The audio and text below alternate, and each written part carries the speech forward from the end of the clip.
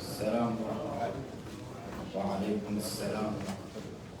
أم سرى طيف من وافق الرهني والحب يا طريد اللذات بالعالم. النبي محمد صلى الله عليه يا نائمي في الهوى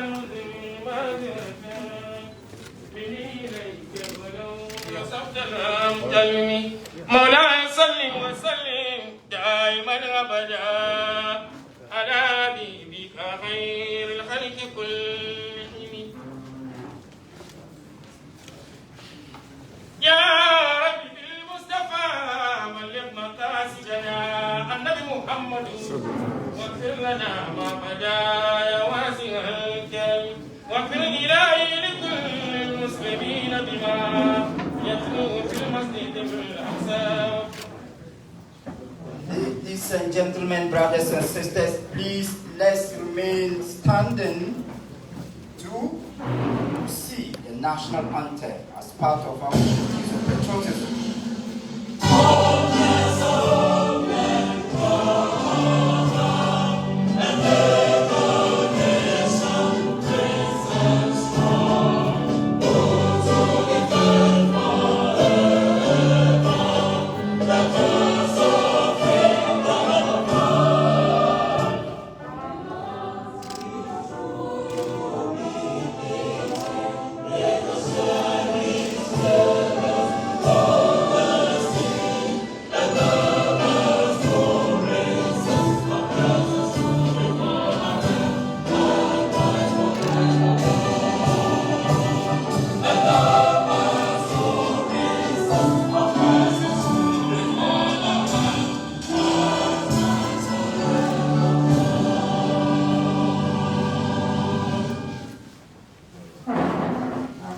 التكبير.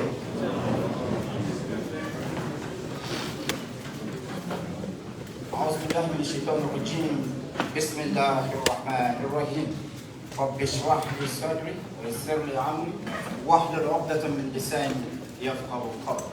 ونسألك اللهم أن تصلي وتسلم على حبيبنا وشفيعنا محمد وعلى آله وأصحابه الطيبين الطاهرين. I, your humble servant, Muhammad Marzouk Abu Bakr Azindri, have been tasked to handle this program as the MC. Fortunately, I am too young and too weak to handle the caliber of important personalities here. And for that matter, my colleague, Dr. Saboon, has equally been tasked to help me as a poet. We are here to make history. Yes, we are here to rise to another pedestal of responsible leadership and unity in diversity in pursuit of enlightenment, patriotism, nation building, and prosperity. I have the singular honor to extend the mic to His Eminence the National Chief Imam, Sheikh Dr. Osman Shabutu, to offer us the opening prayer.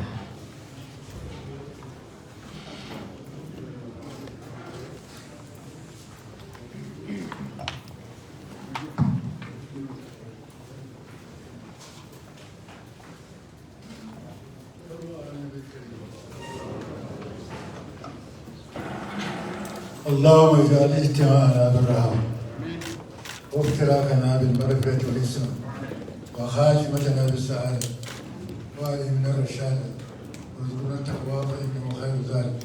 اللهم إنا نعوذ بك من الذل إلا لك ومن الفقر ونعوذ بك من جهد البلاء ودرك الشقاء وسوء القضاء وشماتة الأعداء يا محول الحول والأحوال حول حالنا إلى حسن حال.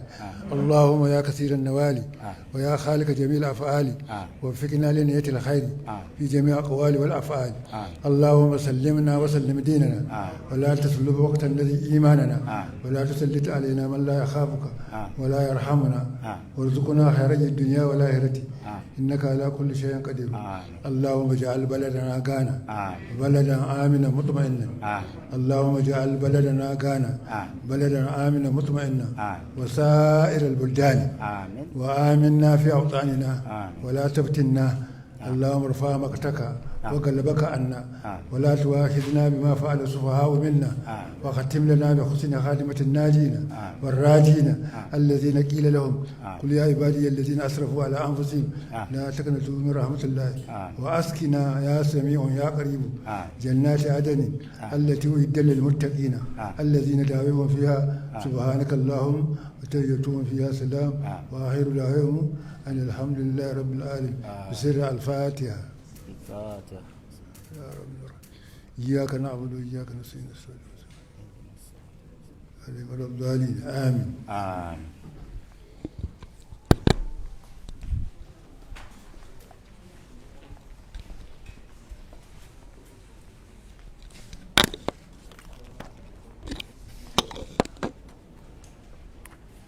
As you all know, we cannot do whatever we have gathered here to do without a personality to steer the affairs. When we look around, we have been able to get among us an outstanding personality to chair this outstanding program. I have the singular honor to invite Hajia Hafsa Oben to introduce to us the chair of this program. Help me with a loud round of applause to welcome Hajia Hafsa for the introduction of the chairperson.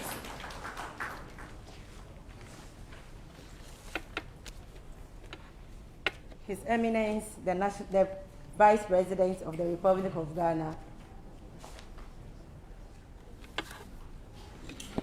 His Excellency, the Vice President of the Republic of Ghana, Alhaj Dr. Mahmoud Bawumia, His Eminence, the National Chief Imam, Sheikh Dr. Osman Nuhu Shaributu, Speaker of the Parliament of Ghana, Right Honorable Alban Kingsman Sumana Bagbin, Acting Chairman and members of the Muslim Caucus of Parliament, Imams, distinguished invited guests, ladies and gentlemen, I greet you all with the Islamic greetings of peace. Assalamu alaikum wa rahmatullahi ta'ala wa barakatuh.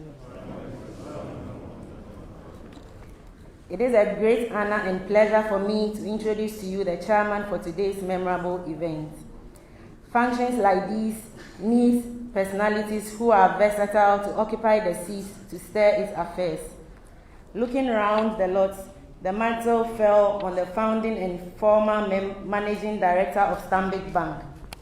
He is the chairman of the board of Baraka Policy Institute and the chairman of the board of trustees of the Zakat and Sadaqah Trust Fund of Ghana. Our chairman for today also chairs the executive committee of the management of the newly commissioned Ghana National Mosque Complex. And above all, he is the current chief of the great people of Pishigu in the Kingdom of Dagbon. He has won several awards, including the CIMG Marketing Personality of the Year and the Best CEO Banking Sector Ghana Industry CEO Awards in 2018. Distinguished invited guests, ladies and gentlemen, with a resounding round of applause, kindly join me to welcome Na Al-Hassan Andani as our chairman for today. Now, Chair, your audience, your chairman. Thank you. Oh, naturally, you can do that.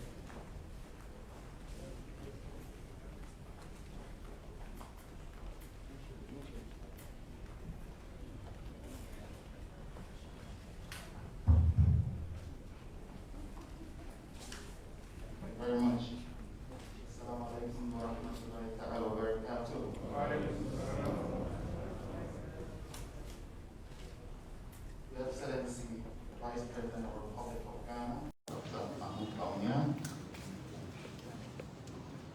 representative of the Speaker of Parliament, the Honorable Haruna, His Eminence, the National Chief Imam, Dr. Osman Noor Sharif,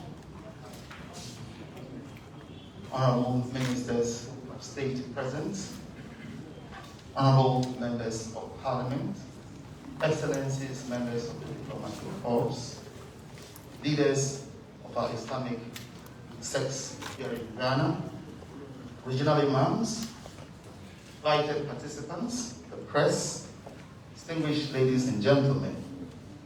And you will all agree that I have been given a very great honor by our parliamentary leadership to chair this first ever very important two-day conference. I want first and foremost to thank the leadership of Parliament for the great honor done me. And if it is leadership, they have provided leadership to the Muslim Ummah in a united manner in Ghana. All the political parties represented in Parliament forms the Muslim Caucus. We are very proud of what they have done. Your Excellency, it's important to acknowledge that leadership role of Parliament, Parliamentary Muslim Caucus, who have over the years come together to bring the fractious Muslim community together so that we can find ways to live in peace with each other and in a peaceful secular state contribute our quota.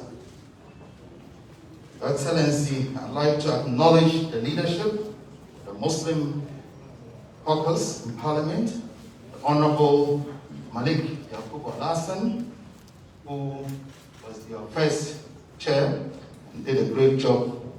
Honorable Abu Karismani, the late, again led this very distinguished group. Honorable Dr. Ahmed Yakubu, under whose leadership a lot was achieved for the Muslim Ummah in Ghana. Honorable Banda, MP for Ofinso, was also one of our leaders who provided stewardship for us. And now we have our own Muntaka, not only doubling, but also taking the leadership. And I want to thank all of members of the Muslim Caucus for the leadership they have provided the Ummah. Under the Muslim Parliamentary Leadership Caucus, we established the Ghana Zakat and Sadaqah Fund, which for the first time has brought together Zakat from all of our Muslim sects, and we are seeing great success, and indeed, the Ghana Zakat and Sadaqah Fund is growing. Yet again, Your Excellency, the Muslim Caucus, their wisdom has assembled all of us to chart a very simple course, to define the framework to establish a national Muslim conference, an annual national Muslim conference. Your Excellency, we desire nothing in this conference other than the framework that enables all the Muslim sects to live in peace with each other, and most importantly, be at peace with the rest of the country.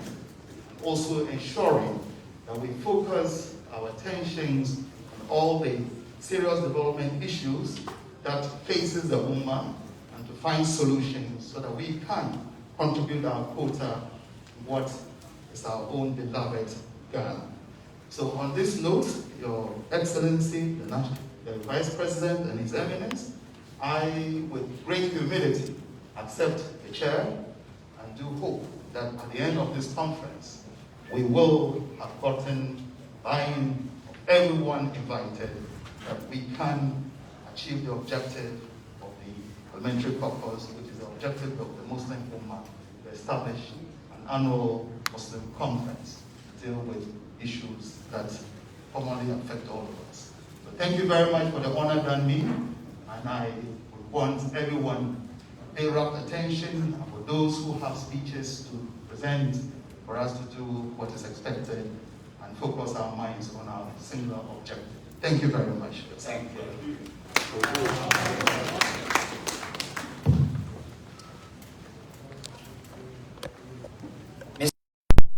That's more than this, but before we give him another round of applause, let's remind ourselves of one thing. We are here to undertake a singular program that is relevant to secularism and religion, relevant to governance, relevant to Islam. So we definitely witness an amalgamation of cultures, Islamic culture, secular culture. Let's, for once, give him a thunderous at-takbir.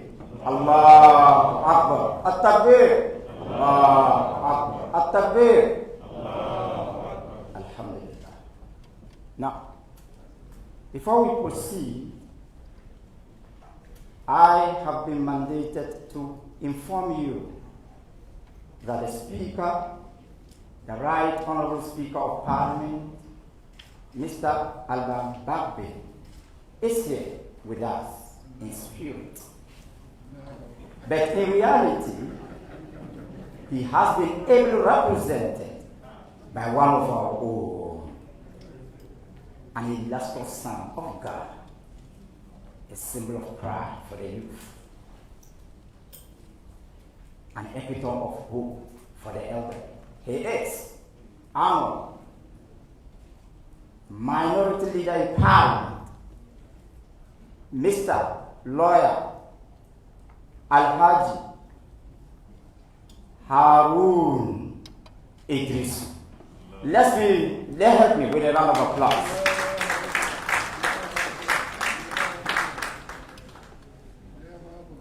He is formally representing the Right Honourable Speaker of Parliament. Now, as I said, religion and secularism. We are here on the basis of knowledge, and we all know that the best book of knowledge is the Holy Quran, and therefore we want to spend a little time to listen to the verses of the Holy Quran.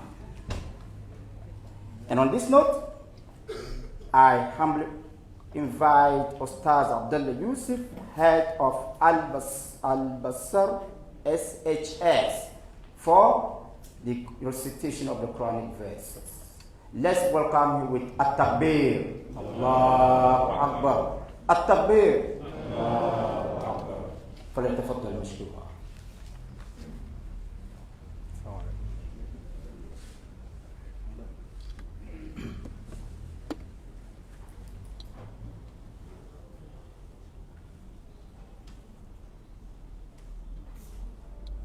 أعوذ بالله من الشيطان الرجيم.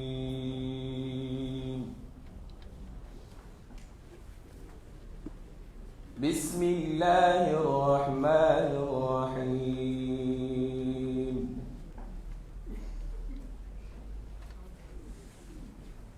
ألا إن لله ما في السماوات والأرض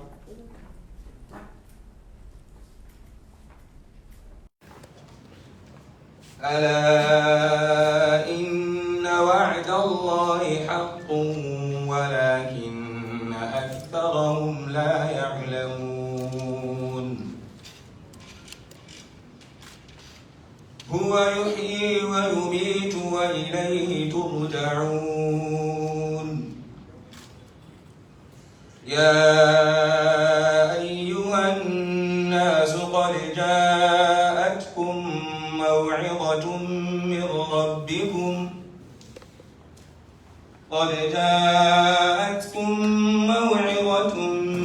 ربكم وشفاء لما في الصدور وهدى ورحمة للمؤمنين. قل بفضل الله وبرحمته فبذلك فليفرحوا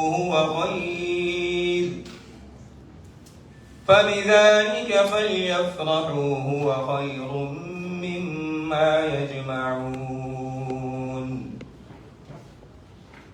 قل أرأيتم ما أنزل الله من رزق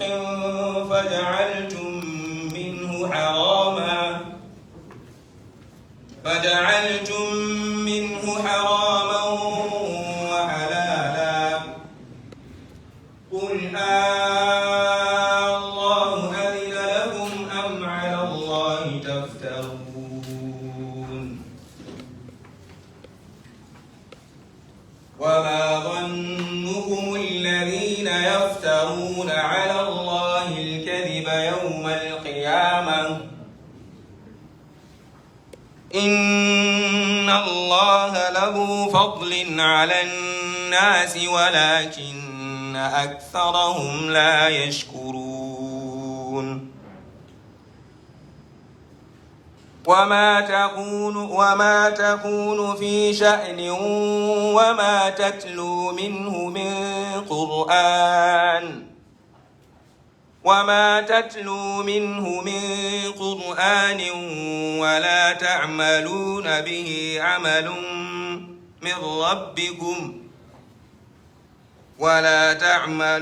من عمل إلا كنا عليكم شهودا إذ تفيضون فيه ولا يعزب عن ربك من مثقال ذرة في السماوات والأرض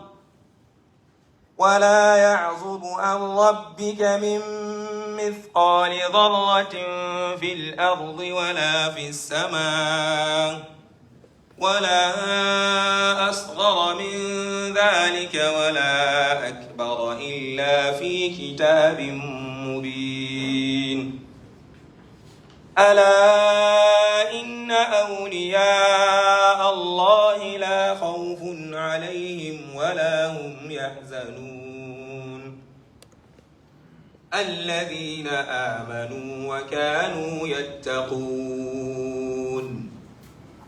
لهم البشرى في الحياة الدنيا وفي الآخرة لا تبديل لكلمات الله ذلك الفوز العظيم. صدق الله العظيم.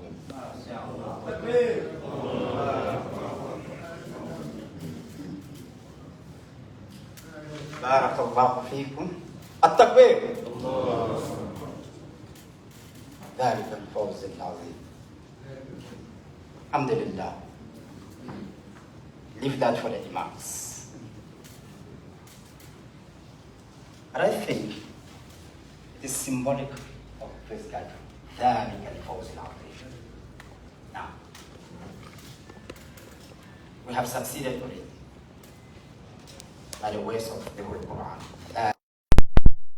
الفوز العظيم. Alhamdulillah. As you all know, some of us are young, others are old. Some of us are ordinary, others are extraordinary. Some of us are men, others are women. Don't mind the homosexuals and the gays and whatever, don't mind. We still have men and women. Forget about it. It's an assumption. And therefore, my co-MC will be here to tell us the kind of personalities gathered here. The Frenchman will say the crème de la crème. The extraordinary individuals gathered here, from the high table to a section of the low table.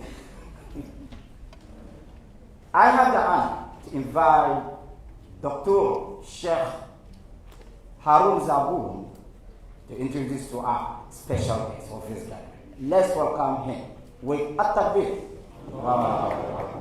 Let's follow that with a round of applause.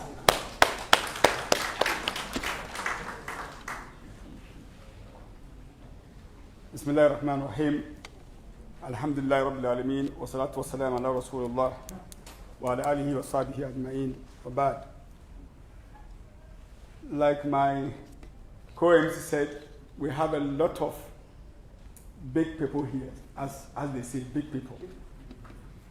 We have a lot of special dignitaries here. For want of time, we will not be able to mention everybody. And so we will start with the high table and also acknowledge everybody who is here.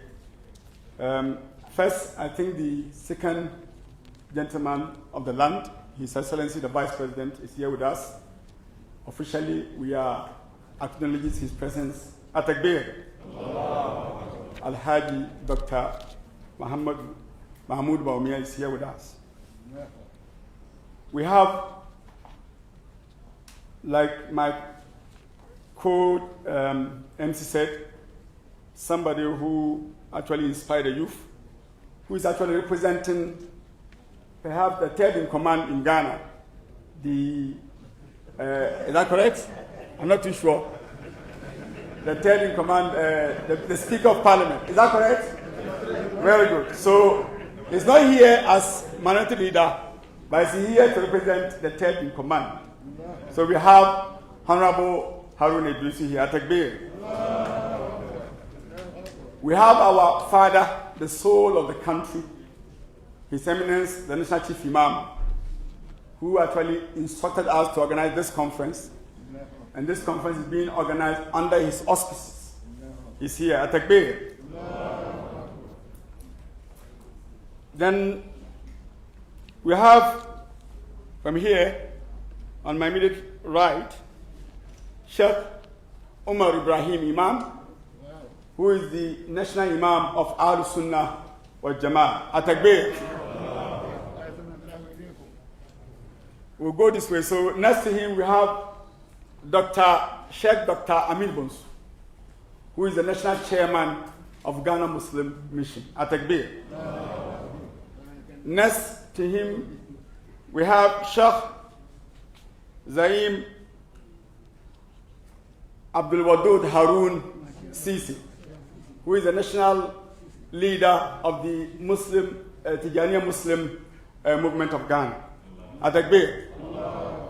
Next to him is our chairman, acting chairman for the Muslim Caucus in Parliament, and he is also the minority chief whip. And indeed, like the chairman said, he has done a lot of work during these few months to get us here. He actually continued the good work of the chairman, Honorable Abdullah Banda. We have Honorable Muhammad Muntaka Mubarak at Takbir. We'll move next to chairman's right, and we have Mawvi Abdul Wahab Isa. He is the second deputy Amir of the Ahmadiyya Muslim Mission. Next to him is Sheikh Kamaluddin Abu Bakr, who is the national Imam of the Shia Muslim community in Ghana. At Takbir. We have a few others that we need to introduce. We have some honorable members in this house, and they must be introduced. They are our representatives in Parliament. First, we have the MP for Sitifi South, Honorable Collins Dauda. At Takbir. We have Honorable Murtala Muhammad, who is the MP for Tamale Central. Am I right? Yes. Good. At Takbir. We have Honorable Abdullah Banda himself. There's no way we could miss him because he left the seat. The good work for Honorable Muntaka to continue for now. And so we have Honorable Abdullah Banda, former MP and now coordinator of Zongo Development Fund at Takbir. We also have the CEO of Zongo Development Fund here. I can't once I mentioned that Honorable Alaji Arafat at Takbir. I've seen a lot of my sheikhs here. I've seen a lot of my chiefs here. I can't mention one and leave the other. So I want to acknowledge all of you, all our imams. Oh, good. Honorable. You see, because of that, I couldn't see him. And he's a member of my planning committee, actually. Our honorable MP for Gushegu, Honorable Alassane Tampolo, who is also the Deputy Minister for Transport. At Takbir. Very good. I think time is going, so I will acknowledge all my imams, all my ulama, all my chiefs, and all my teachers, all my professors. In fact, my boss in the High Sal in Kalmoni is here. I've seen him. All of you. I have my teacher, my mentor, Hajia Dr. Rabiat Ahmed here, all of you, we acknowledge your presence. Thank you very much. Assalamu alaikum wa rahmatullahi wa barakatuh.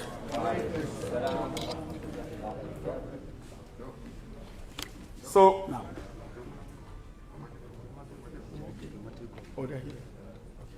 We also acknowledge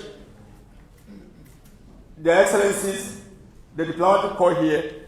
We have some ambassadors with us here. We want to acknowledge your presence and also welcome you to this important function.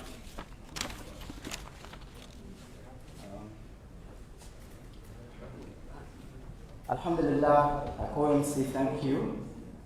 As humans, we are bound to err.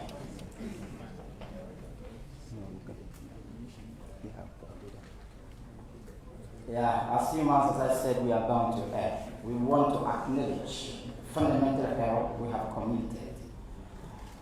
The leadership of the Zango Muslim chiefs should have been part of the high table. Unfortunately, it has been beyond our control. We deeply apologize for that. We believe that we are their children and they can easily.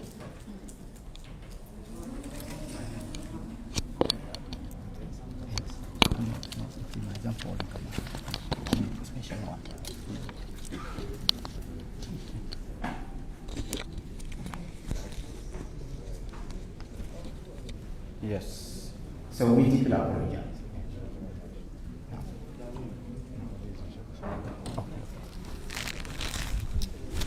However, we have Sarki Jimala. He is the chief of the Wangara community in Accra. He is also the acting chairman of the Muslim Zango Chief. That's the Council of Muslim and Zango Chiefs. Let's welcome him with a thunderous takbir. Allahu Akbar. Alhamdulillah. We are dealing with the members of the diplomatic corps in a special manner because they are special guests in our land. And therefore, my co-MC will come back to introduce the specific members of the diplomatic community present here. But that will be after we hear from one of the youth.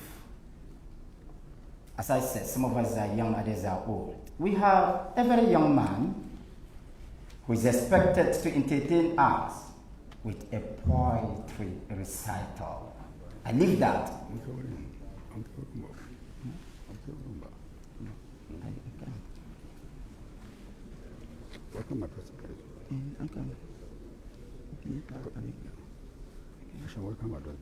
Yes, I know. Yes. So at the appropriate time, the gentleman will come here, but I will still allow the leaders to continue, so that when it is our turn, then we come to do our assignment. I hand over to my co-MC. Thank you very much. Just before I call the Honorable Chairperson or Chairman for the Muslim Caucus in Parliament acting to give his welcome address, I want to acknowledge properly His Excellency, the Ambassador for Saudi Arabia, Atakbir.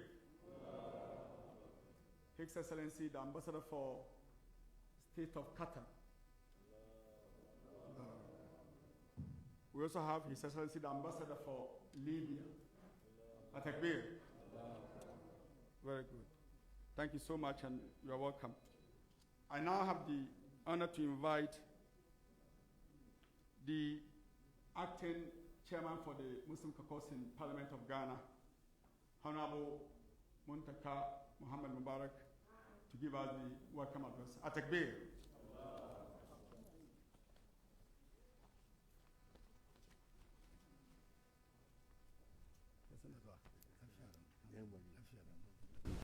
أعوذ بالله من الشيطان الرجيم بسم الله الرحمن الرحيم.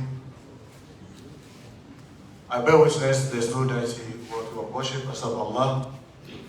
I also bear witness the Prophet Muhammad sallallahu alaihi wasallam is his messenger May the peace and blessings of Allah be upon him, his household, and all those who follow his path unto the day of Jannah. Amen. Brothers and sisters in Islam, let me acknowledge the chair of this great function, Nana Andani, Your Excellency, the Vice President of the Republic of Ghana, Dr. Mahmoud Baumia, my immediate boss, the Rep of the Speaker of Parliament, Honorable Haruna Idrisu, the National Imam Al-Sunnah, National Imam Ghana Muslim Mission, National Imam Tijaniya Movement, National Imam Malvi Wahab, National Imam Shia Sheikh Kamaluddin, our distinguished Muslim clerics invited across the country, our distinguished chiefs, my own colleagues, members of Parliament, our invited guests, the diplomatic corps, brothers and sisters in Islam, I extend the best greetings of Islam to you. Assalamu alaikum wa rahmatullahi wa barakatuh. It is with great honor to welcome you all to this first ever National Muslim Conference, organized under the theme, Muslims Education in Ghana at the Crossroads, the need for concerted effort. Fellow brothers and sisters in Islam, indeed, members of the Muslim Caucus are not oblivious of the fact that there are enormous challenges confronting us as Muslims in Ghana.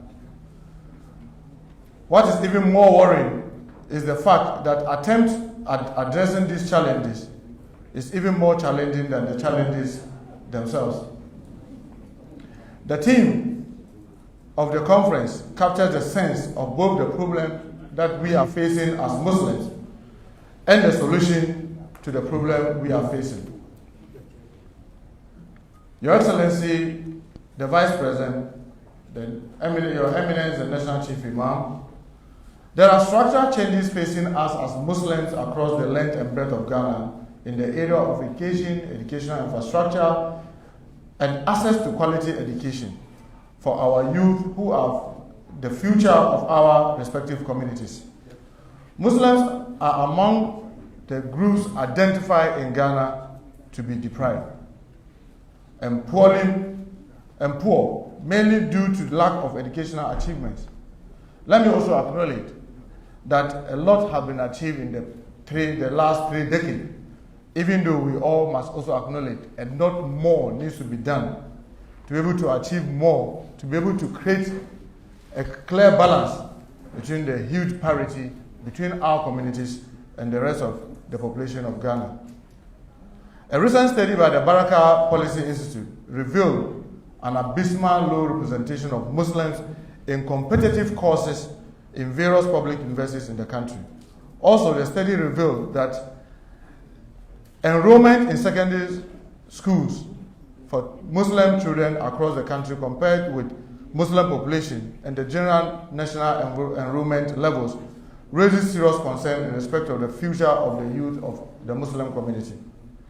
The recent case of the Wesley Girls Senior High School, where a Muslim girl was denied the opportunity to fast during the month of Ramadan, only later to even realize that many worse situation is happening there where some of them are not even allowed to say their 5 daily prayers simply because they find themselves in a Christian-assisted secondary school.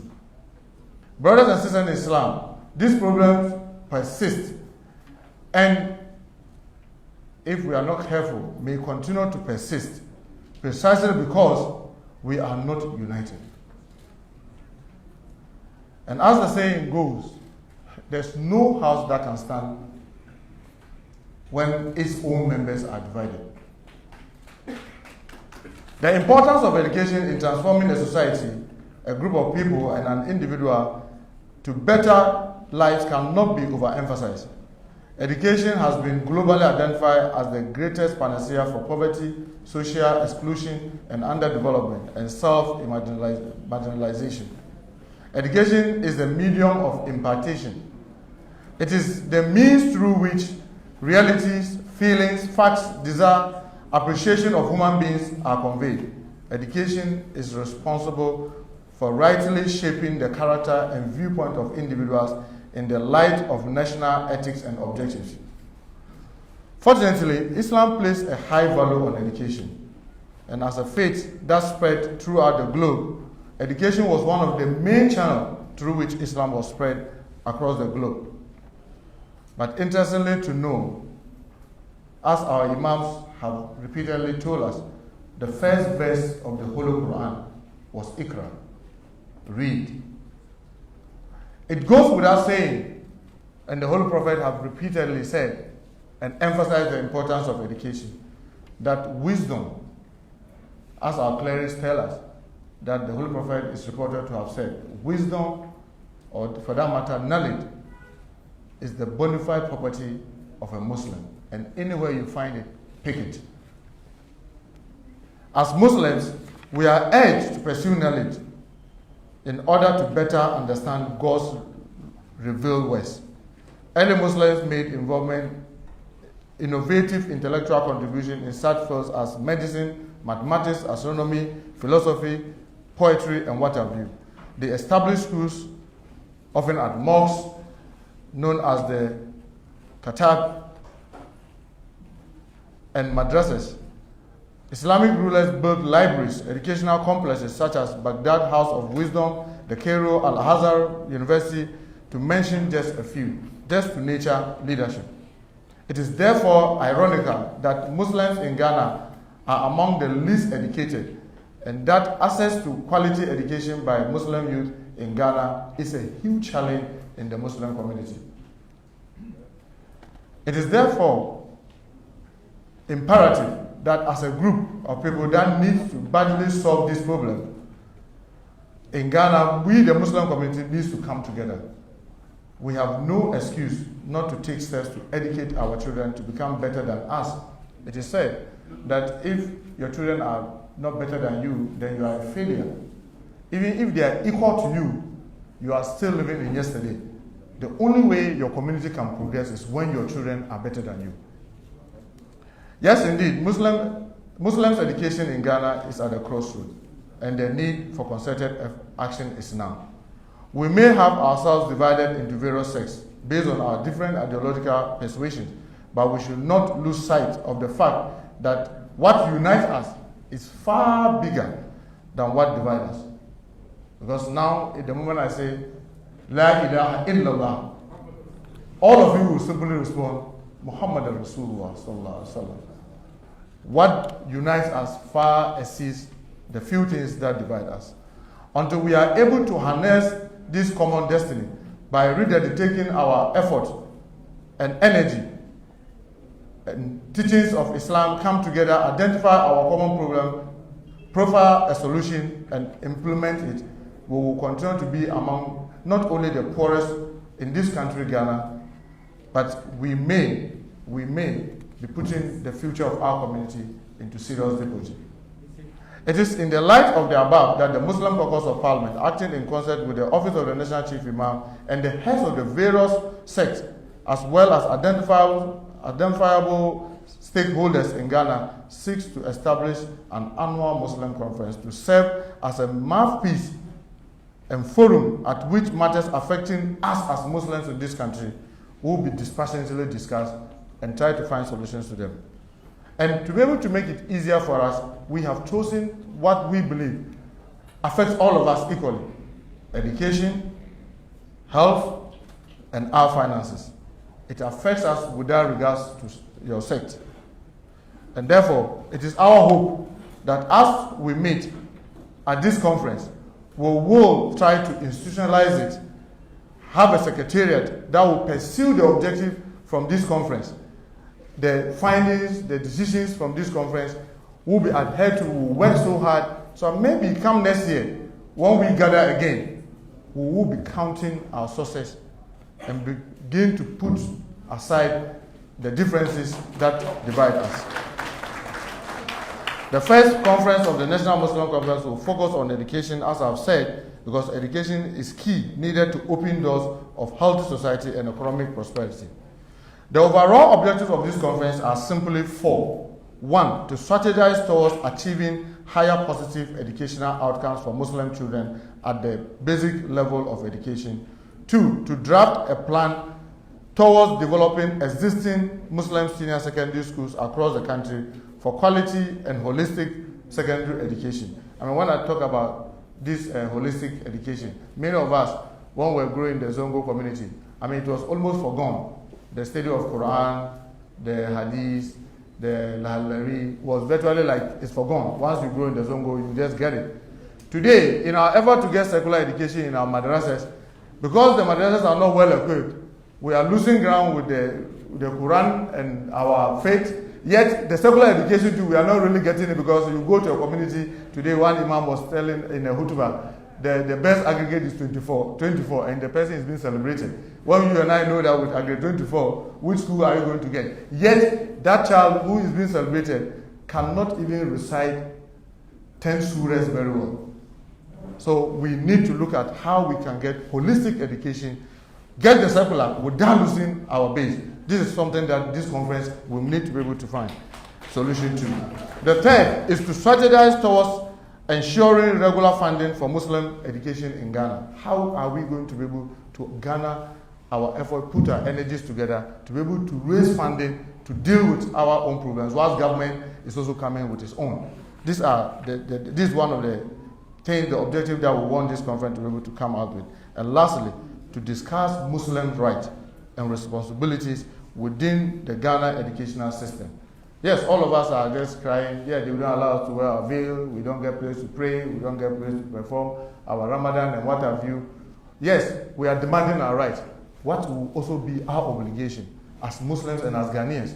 Because our aim is not to have confrontation with other persons of other religions. Ours is to coexist. How do we harness this and be able to guide our community so that, yes, we will protect our right, but we will also live up to our obligation? This is something that we think the conference should also be able to find. At the end of this conference, it is our expectation that we will be able to have a draft Muslim educational strategy, an action plan for the development of infrastructure and provision of logistics for existing and new schools, such as Islamic secondary schools, with well-drafted and funding strategy and framework for Muslim education in Ghana as a whole. It is also our expectation that in order to strengthen the bond of unity among the different sects so that we can work together to address our common problems in the Ghanaian society, we will sign a deed that all of us will go through, so that by the end of this conference, people will come out with their view, so that we just don't leave it to Muslim Caucus to do. We will have a secretariat where we have thought through by the end of this conference how we can keep this unity together into the future. Maybe by the grace of Allah, in 50 years, it may be one of the biggest ways we'll be solving the disunity among us. So it is our expectation that by the end of this conference, we will be able to have a deed that all of us will sign with our sectorial leaders, so that we'll all adhere and respect each other whilst we are pursuing our individual sectorial agenda, but having in mind the collective. The representative of the sects and other stakeholders in the planning committee of this conference have already had a look at the deed, the provisional deed, and it is our hope that at the end of this conference, all of us will be able to put our heads together to be able to sign before we leave. In conclusion, it is my plea to the Muslim Ummah that we are meeting here today. It is our wish that we'll have called a very big gathering, but you can see that it is very restricted. You have to be registered before you'll be allowed in because of COVID, and also we believe that you cannot call 1,000 people to come and discuss what you want to do. We are dealing with just about 150 people. We believe that today is the opening. Tomorrow is the brain work. We'll spend the whole of tomorrow working through our challenges. What should we do? So that by Sunday, when we are concluding, we will have been able to come out with what exactly we want to do in the next 10 years, next 20 years, next 30 years, so that inshallah we'll start working assiduously in trying to achieve them. I just want to lastly say that the time for us to work together as a Muslim community is now. The time we have to be able to forbid, may Allah forbid, if we fail to take advantage of this gathering today, if we fail to take advantage of this, we have the number 2 sitting here. We have our national imam sitting here. We have very big opinion leaders across this country here. Brothers and sisters, if we fail to take advantage of this, we may be taking our country or the Muslim community 10 or 20 years back.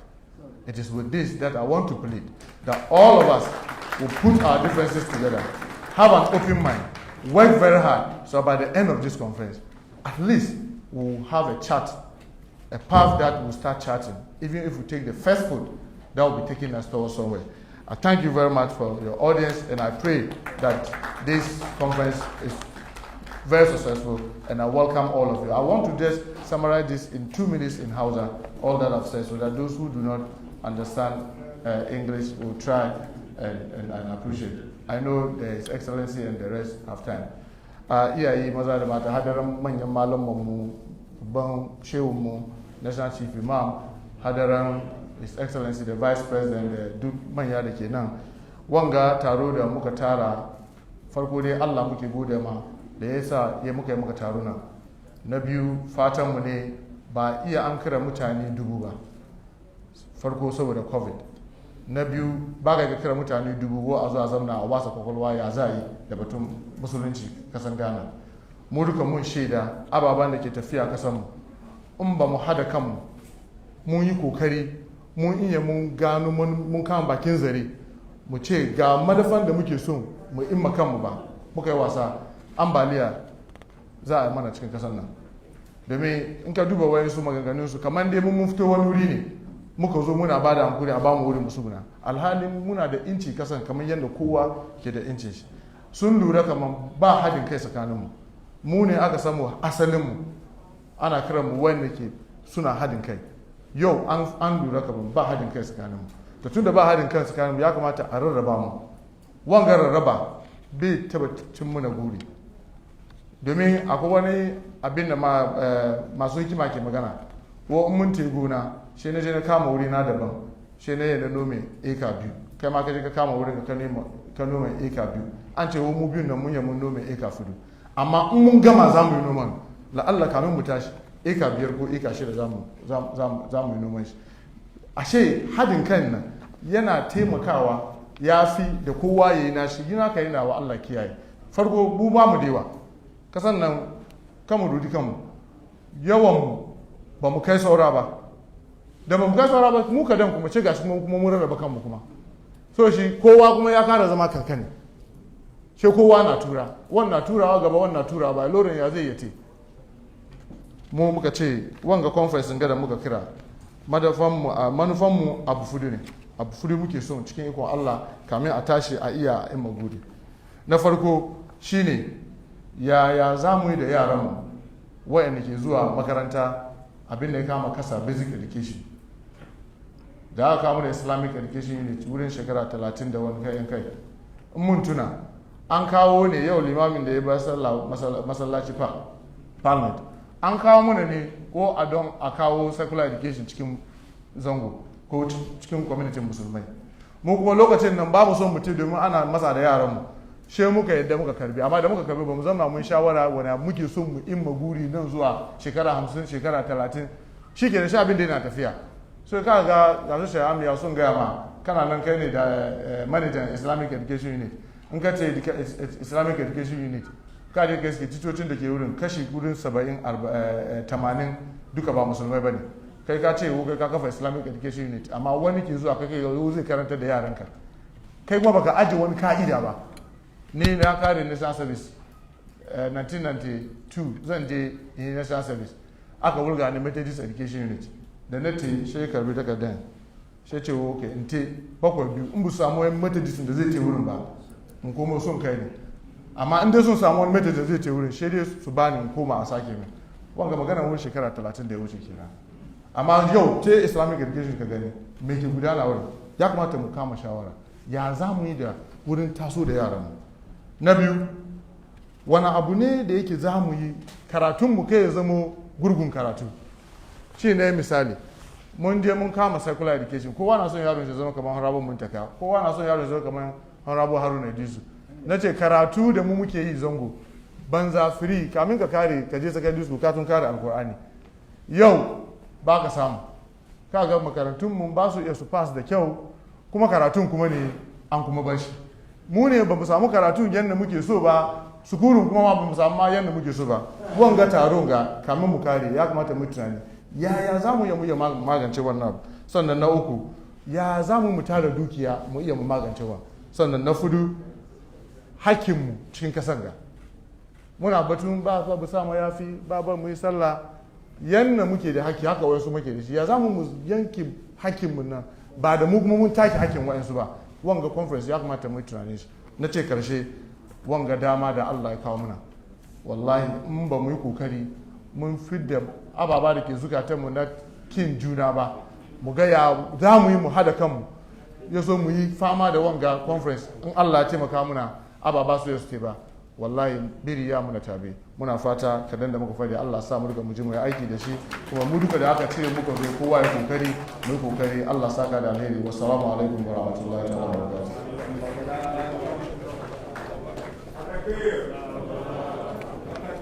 Sorry, I've taken a little of time. Yes,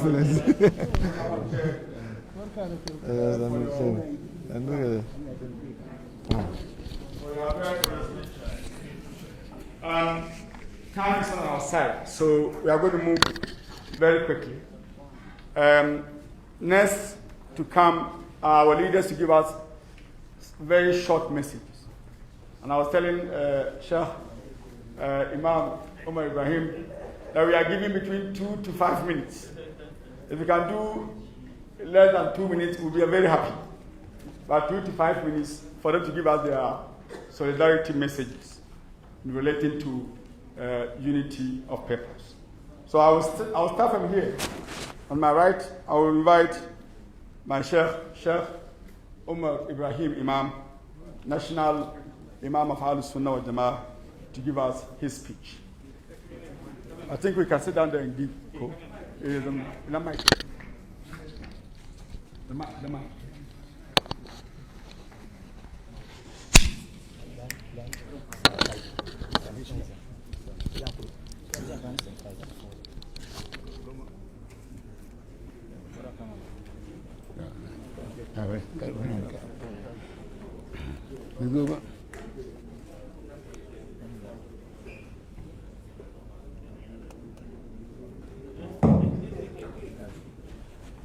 السلام عليكم ورحمة الله تعالى وبركاته. bayan mun gode ma Allah muka yi ba annabi Muhammad sallallahu alaihi wasallam, muna ƙara godiya zuwa ga Ubangiji Jalla wa'ala da ya tara mu irin wannan taro ba mu taɓa gani wanga shi ne farko. Allah ya sa ya ci gaba. Babu shakka abinda ni nake da shi ɗan kaɗan da zan yi magana, ko da yake ina da ayoyi ne guda biyu wanda shi ne zai fidda mu, domin mu duka abin da ake faɗin ga duka ba abin da ya kamu da damuwa sai rashin mu tashi mu nemi arziki. Ba komai ba wani ba rarrabuwa tsakaninmu, muna gamuwa mu yi sallah, muna gamuwa mu yi azumi, muna gamuwa mu yi komai muna yi tare, amma ba mu gamuwa mu nemi kuɗi. Almaru ba ka da kuɗi ba ka da magana, forget. Ka yi magana wani wai maka kaza na kai maka ba maka komai ba. A jama'a ku ji abin da Allah ke gaya mana cikin Qur'ani. In ji Allah wai masalul lazina yunfiquna fi sabilillah ka masal habbatin anbatat sab'a sanabila fi kulli sunbulatin mi'atu habba wallahu yudha'ifu liman yasha wallahu wasi'un alim. Ba wani akwai maka cikin duniya ga dafi Qur'ani. in ji Allah wai kwayan masara guda in ka shuka wannan kwayan masara guda ya baka zanganniya ko kwanto toton masara guda 7 kowane toton masara akwai kwayan masara 100 to kwayan masara ɗaya ya baka 700 sai kai kana cin kwayan masara guda baka shuka ba kana cin guda ya ce wa Allah bai baka da lafiya. Ana shukawa ne sannan a ci sai kai kana cin kwaya guda no 700 ne ka bar shi kana cin 100 kana cin 1 corn sai ka ce wa Allah ya maka baka da lafiya. Sai sa yau na ka ce Christian suna da schools suna da kaza in ka zo ka tafi malam yaya mu ba mu da shi waɗanda suka aure ne nasu ne duniya namu na lahira kana wasa da lahira you people are not serious naka da lahira kai ko hotel ka shiga ba kudi bai zaka zaka shiga aljanna ba kudi don kai kana sallah abin da nake son kai jama'a ku ji ne Allah ya tabbake ku Allah ya kara muku arziki abin da nake so a sani ne in ji Allah jalla wa ala afala yatadabbaruna alquran am ala qulubihim aqfaluha ba ku bincika Qur'ani ne ko an kulle zukatan ku ne an kulle shi muna karanta Qur'ani from A to Z ina ma'ana babu da ma'ana mutum ya karanta muka ya karanta ko man kace me kake wai ban sani ba to ya zai aiki da shi yasa nace a ɗan wanga guda biyun ga abin da nake so ne in gaya mai wanga taron in Allah ya yarda mun shirya mun nemi kuɗi bara bai yi kai ka yi bara ka gina ka yi bara ka gudanar da yayi up to when kana bara wai Saudiya su kawo kuɗi Qatar ya kawo kuɗi ba mai kawo kuɗi muna da kuɗi nan muna da komai nan we going to do it barakallahu fiikum assalamu alaikum wa rahmatullahi wa barakatuh. I agree in one sentence of all what Sheikh said. He said we should unite and create wealth. That's it. We should unite and create wealth. And once you create a wealth, all the things he said, as for the priority, as for it, we meet to pray, we meet to do Ramadan, we meet to do Hajj. But what we fail to do is to meet, to unite, to create wealth for the development of our own communities. And so he is saying that we must think about how to create wealth and how to do investment. Thank you very much. We will now invite Sheikh Dr. Amin Bonsu, National Chairman of Ahmadiyya Muslim Mission. Ghana Muslim Mission. It's my mission, Ghana Muslim Mission. MashaAllah. But now we are all together. So even if you mention that, but it's Ghana Muslim Mission.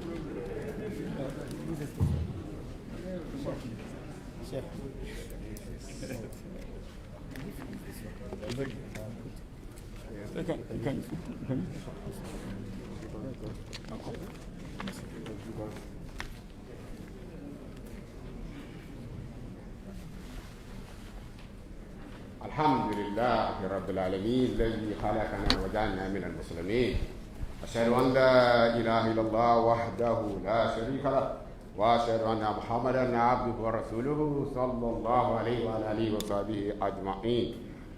Mr. Chairman, His Excellency the Vice President of the Republic of Ghana, Dr. Muhammadu Bawumia, His Eminence the National Chief Imam, His Eminence the Imam of Al Sunnah wa Jama'ah, His Eminence the Imam of Tijaniya, His Eminence the Imam of the Shia community, His Eminence the Amir and the missionary in charge of Ahmadiyya Muslim Mission, His Honor, at the same time representing the Speaker of Parliament, our own minority leader,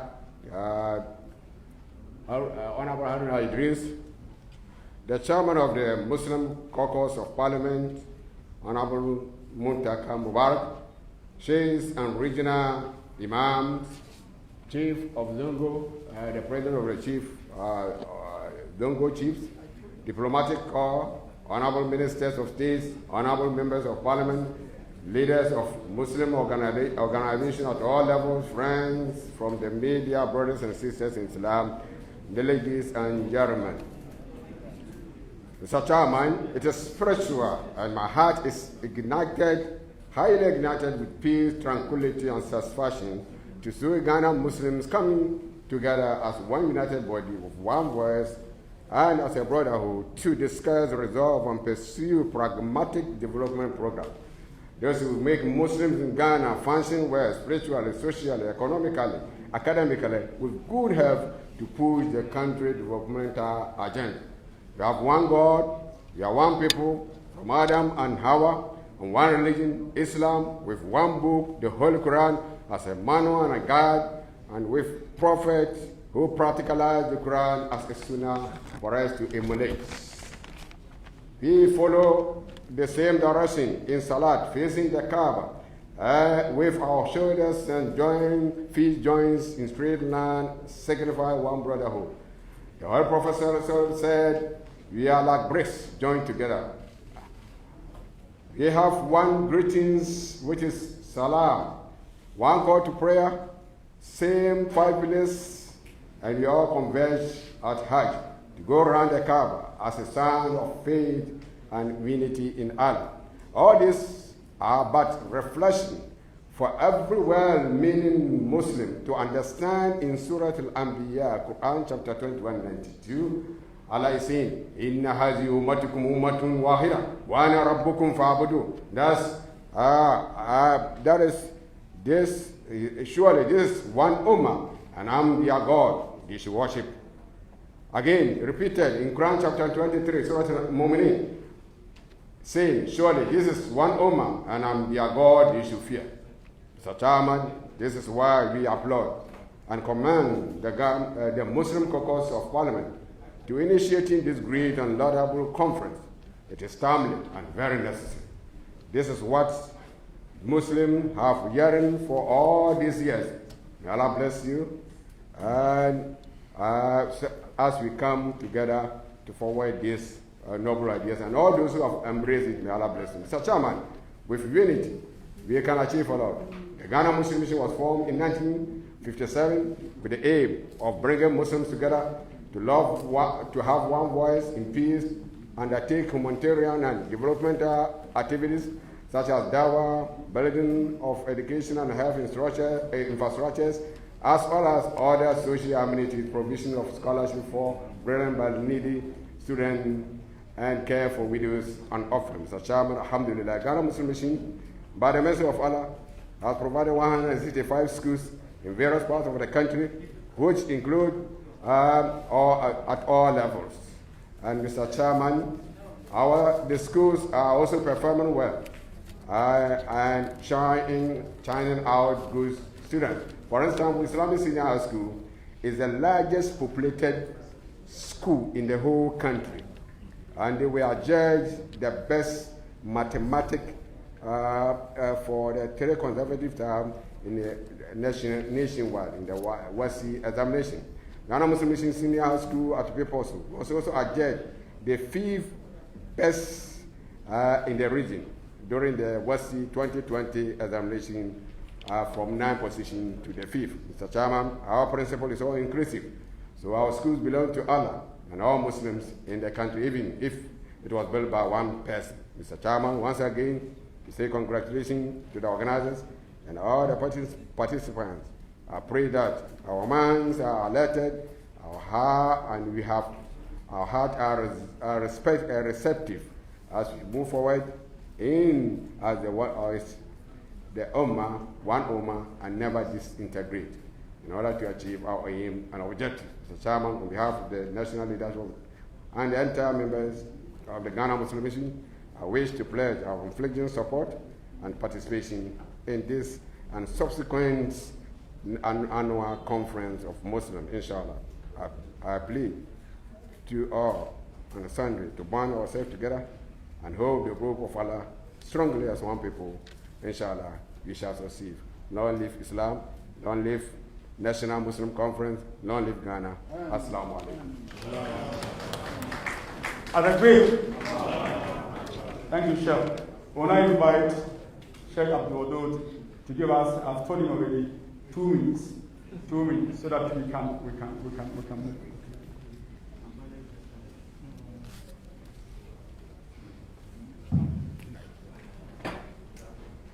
الحمد لله جل جلاله وعزنا كبرياءه وتجارى كسبه ولا إله غيره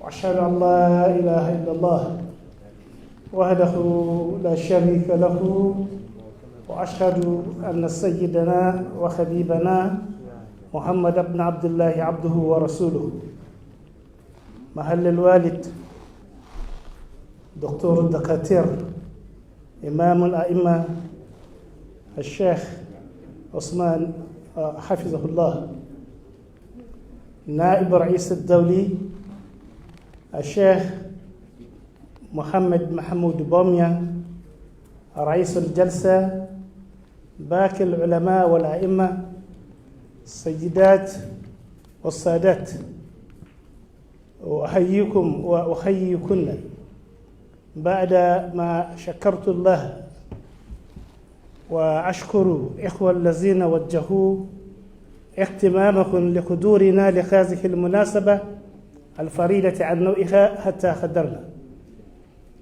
وقبل أن أنتقل إلى موضوع حديثي لابد أن أشكر لمحل أستاذنا الشيخ أهل السنة الشيخ عمر الذي تكلم معنا ولم يطل. لا بد على أي حال نابود زنشينا إن سلم زواج بابن كسر إن سلم زواج وين جو عصا na hukuntawa ga mai gari mataimakin mai gari shine Sheikh Mahmud Bamiya na kuma gaida Mr. Chair da sauran yan uwa fannin balle kanina da yi mana zance ya da mana matakin tafiya. Na gode wa Allah da Allah ya kaddara na sharaka cikin wannan zama da aka yi shekaru tuni muna fatan mu ga irin wannan Allah ya kaddara. Kan haka na farin ciki da wannan rana na fata kuma Allah ya nuna mana ran da za mu ga gurin nan namu ya cika.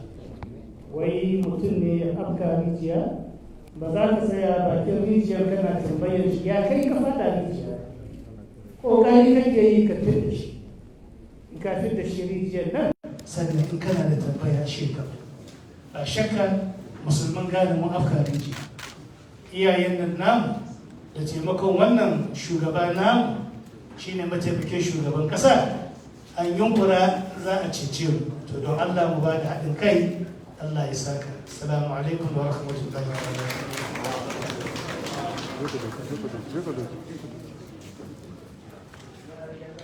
I agree.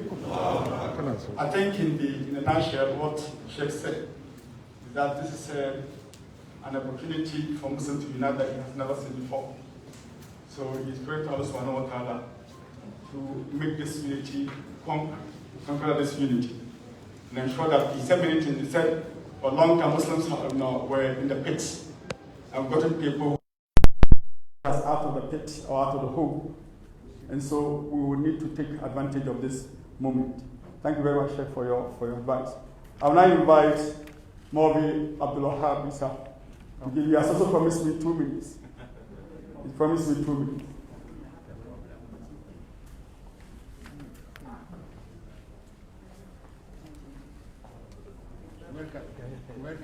Thank you very much. أشهد أن لا إله إلا الله وحده لا شريك له وأشهد أن محمدا عبده ورسوله أما بعد فأعوذ بالله من الشيطان الرجيم بسم الله الرحمن الرحيم.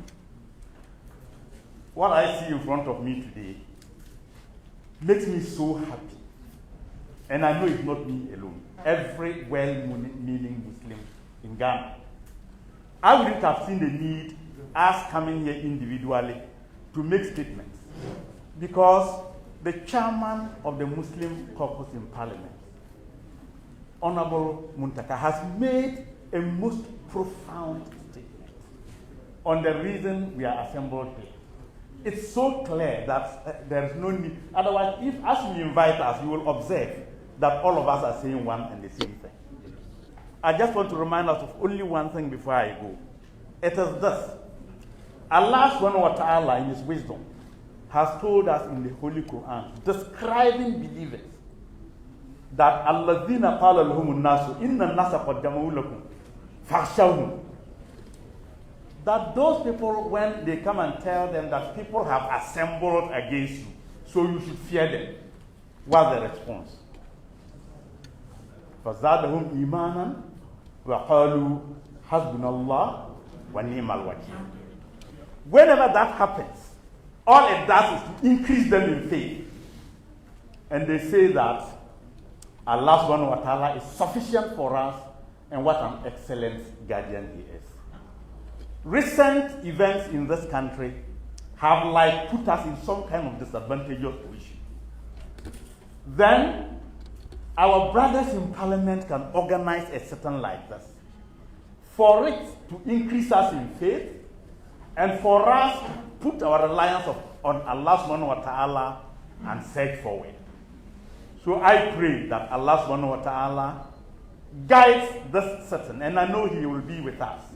He will definitely identify with us, guide us, and whatever are their good intentions for all of us Muslims in this country will definitely be achieved. So, our brothers in Parliament, we do promise you that we will cooperate. And under your guidance and direction, under the guidance and direction of this conference, inshallah Rabbuna Ta'ala, we shall achieve. Assalamu alaikum wa rahmatullahi.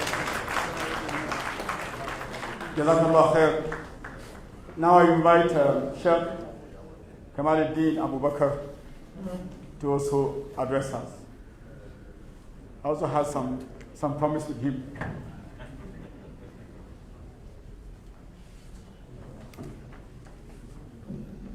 أعوذ بالله من الشيطان الرجيم بسم الله الرحمن الرحيم اللهم صل على محمد وآل محمد اللهم صل على محمد وآل محمد. After acknowledging my chairman, my old man, Sheikh Sharutu, and my uncle, Sheikh Omar, I may not acknowledge Mr. Mubarak for taking much of our time.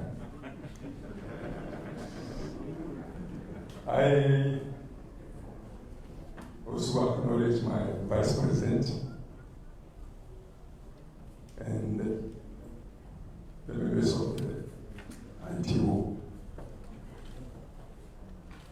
I used to be a critic of the Caucus in Parliament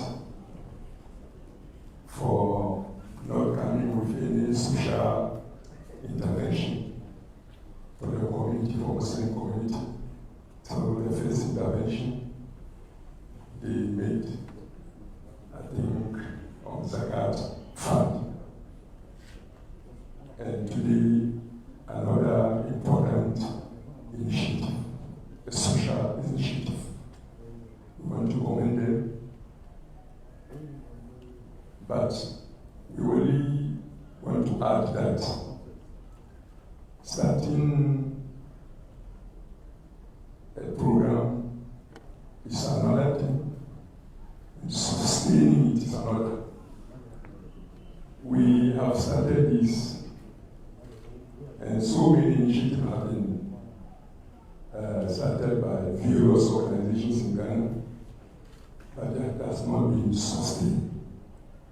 We all pray that this wonderful initiative, a very wonderful social intervention that has been initiated by the Caucus, the Muslim Caucus in Parliament, will find a way of supporting them. We are also adding our voice to those who said they are supporting. That's why we are here. We are going to support them with all our strength, and we wish them all the best. Allahumma salli ala Muhammad wa ala Muhammad. At-Takbir. At-Takbir. Jazakallah khair. We will now invite the acting president of National Council of Member Chiefs, to also give us a very short message in the name of Chief Imam, who is, I think, the national chief of the Wangara community of Ghana. Is that correct? Yes. Yes, good. Lifat. Atakbir. Oh, is it Greater Accra? Wangara chief. Okay, Wangara chief of Greater Accra. Paramount chief of Greater Accra. Basha.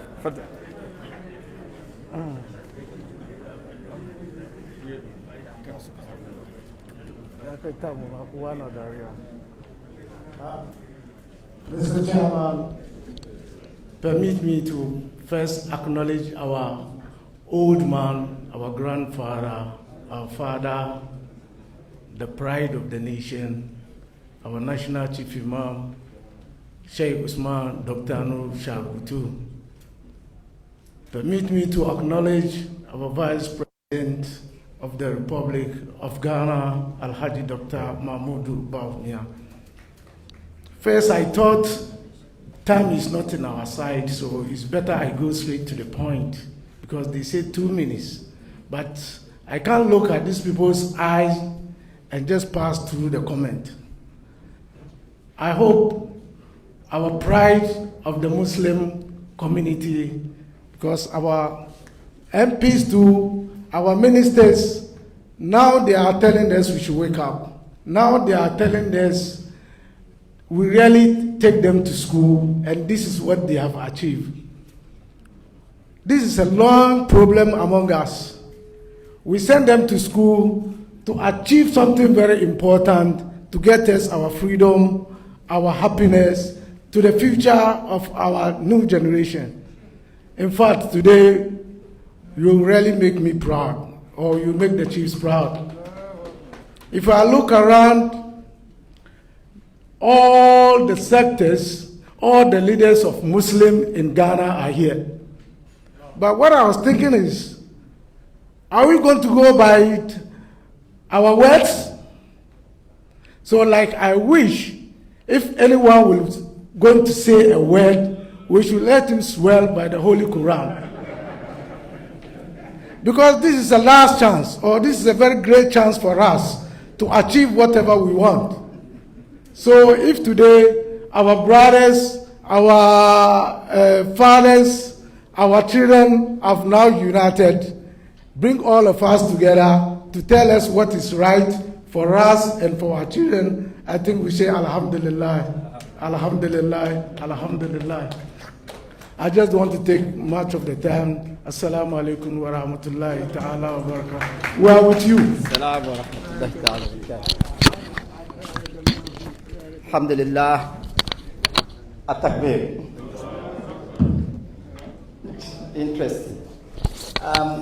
We are going straight to invite one of the young brains in the Muslim community to recite to us a very relevant poem. He is Mr. Ayub. Mr. Ayub? At-takbir. At-takbir. I think Mr. Ayub is a young man. He needs a round of applause, right? We energize him. Wow.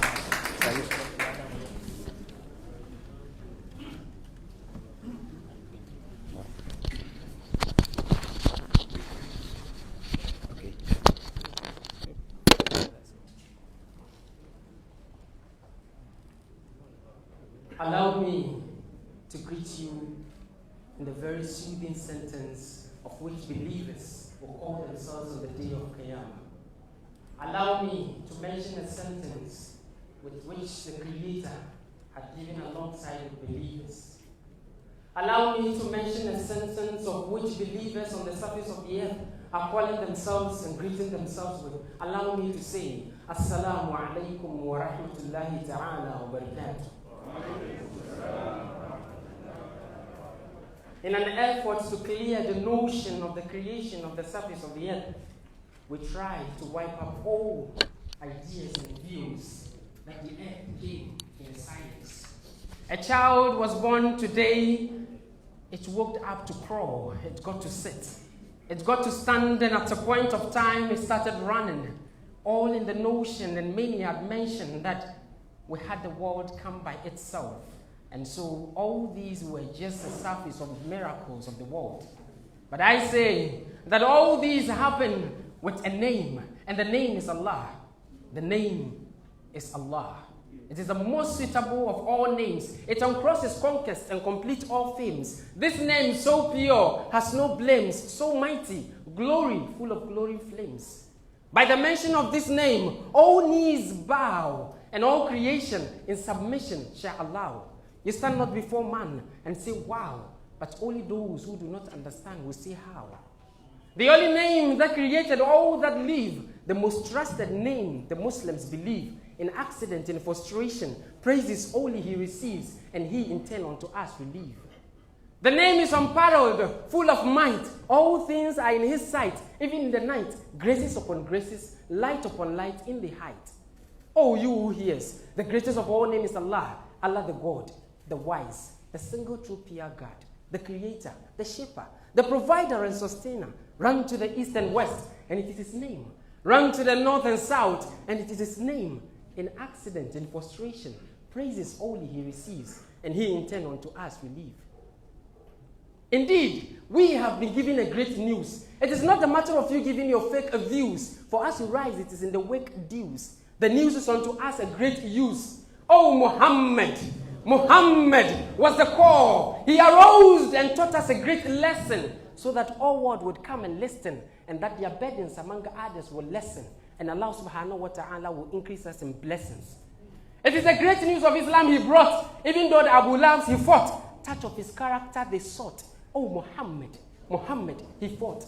La ilaha illallah, Muhammad Rasulullah, he taught us the way that all home should stay and say, which we have said even up to today. And truly with this, Al-Jannah lies our way.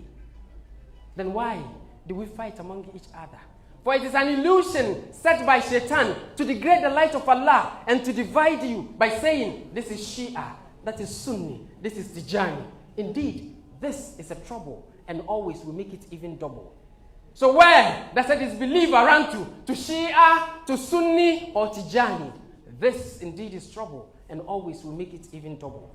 Remember, La ilaha illallah, Muhammad Rasulullah, bring us under one umbrella. So my dear Shia, my dear Sunni, come to me, for we are one brothers by Allah, born by Islam. Thank you. Thank you, Atrafi. Alhamdulillah, thank you. Alhamdulillah, I'm so much happy because the presentation of Honorable Muntaka paints a picture of lamentation of failure. And he has rightly said that some of the youth of this country, in the Muslim community, cannot recite Bihi. That is a fact. But we have just witnessed a hope of success. Once again, let's give the young man a round of applause. Yes, a holistic education of the Muslim, by the Muslim, for the Muslim. That is why we are here. I have the singular honor now to introduce to you and to send the mic to the most important personality in the religious community in this country, His Eminence, the National Chief Imam, Sheikh Dr. Osman Nur Shawtu, for a presentation. At-Takbir.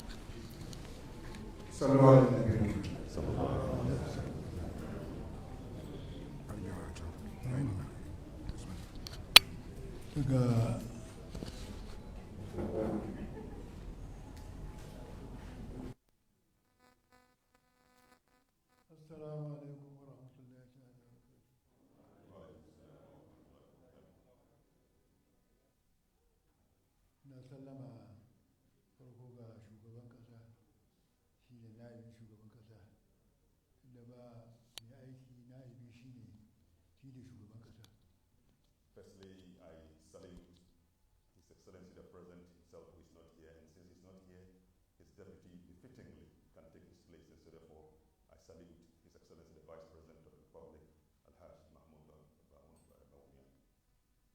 Na gaida kuma shagan malluma, limamai, dukkan jama'a da suka zo. Similarly, I salute all imams, indeed all invited guests who have found time to join us this afternoon. I salute you. Ya tuna mini da abin da Annabi Muhammad sallallahu alaihi wasallam yayi.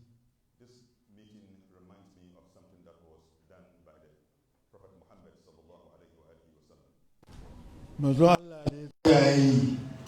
What is it that he did, or how did he do it? Wanga taro ya nuna mini Annabi Muhammad sallallahu alaihi wasallam. This conference has reminded me about the mission of the Prophet Muhammad sallallahu alaihi wasallam. Aha bainal muhajirin wal ansar. Ya kulle zumunci ne tsakanin mutanen Makka da Madina. He created a bond of relationship between the migrants and the people of Medina who are the Ansar. Da me addini ya ci gaba? On what basis did our religion make progress? Kulla zumuncin nan da ya yi da mutane tsakanin mutanen Makka da Madina ya kulla suka zamo daya. It is on the foundation of the pure relationship that united them and they were able to make a progress. Sai suka zama suna saduwa da juna. And because of that, they were able to meet themselves. Suka haɗa kansu. They got united. Addini ya samu ci gaba. Then the religion made wonderful progress. Wannan taro ya tuna mini wannan taro. This gathering has reminded me of this development. Abin da za mu yi mu ci gaba. Whatever we do for our progress, ba abin da ya fi mu so juna, mu dunga saduwa da juna, mu haɗa kanmu da juna, mu taimaki juna, mu jawo amfani maka samu. There is no alternative to our need to meet all the time, show love to each other, empathize, and cooperate with each other. That is the principle based on which we can make progress. Let us drive away all ills from our country. Yaran mu kuma aljihu wa faqihu. Yaran mu sanar da su karatu, mu ladabtar da su. And our children, let's educate them and discipline them. Manzo Allah ya ce, the Prophet Muhammad sallallahu alaihi wasallam has said, "Fuistu liutammima makarim al-akhlaq." Allah ya aiko ni ne ta adori masu kyau domin cika shi. I have been sent by God or raised by God. Morals. Magana ne ba ga mun shiga ciki. This is a very important statement that is pregnant with meaning if we have to reflect deeply. Ka mu bayani da yawa. You will arrive at wonderful kind of interpretations. Ni aya Allah ya aiko ni ne. And then he said, I was raised or sent by Allah. Ta dori masu kyau duka domin zo cika su ne. For all expanse of human values of behavior, I have come to perfect them. Ci gaban bai yiwuwa. Our progress will never be attained Shi mu haɗa kanmu. except if we get united. Abin da ya samu da manka kan ya sama. Whatever happens to your brother affects you. Ya samu farin ciki ne kai tarayya da shi. When joy happens to him, you join him in the expression of the joy. Bakin ciki ya samu kai tarayya da shi. Similarly, when the misfortune befalls him or grief, you share in his grief. Da haka ne za mu zama ubanni na kwarai. It is by this that we can become responsible fathers. Da haka za mu zama iya na kwarai. And by this, we can become responsible children or young people. Mun zama haka nan Allah ko shi mana jin kai. If we do so, then Allah will also treat us with compassion. Na bada kullu. I say this, express myself always. Aya da cikin Qur'ani. There is a text of the Holy Quran. Inda ana lissafi da shi ba fada. Indeed, if we can deeply reflect in that text, Allah ya ce kowa ne. and in that particular sense, Allah invites every element of the human community. Bai bambanta ba. He didn't discriminate. Ya ce ya ayyuhan nasu ya ku mutane. Said, "Oh, you mankind." Mun so Allah mu halice ku daga Adam da Hawa. Indeed, we created you from two human progenitors, and that's Adam and Eve. Everybody, we all trace our source to that common source. I will make you into races and tribes.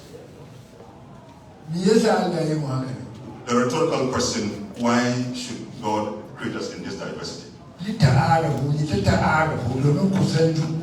So that's so that you will know each other. So you will complement and support each other. That is the way, that's why Allah made us in this diversity. It is never to give rise to war or instability. It is not for disharmony. So that you will know each other. And you will be support, mutual support.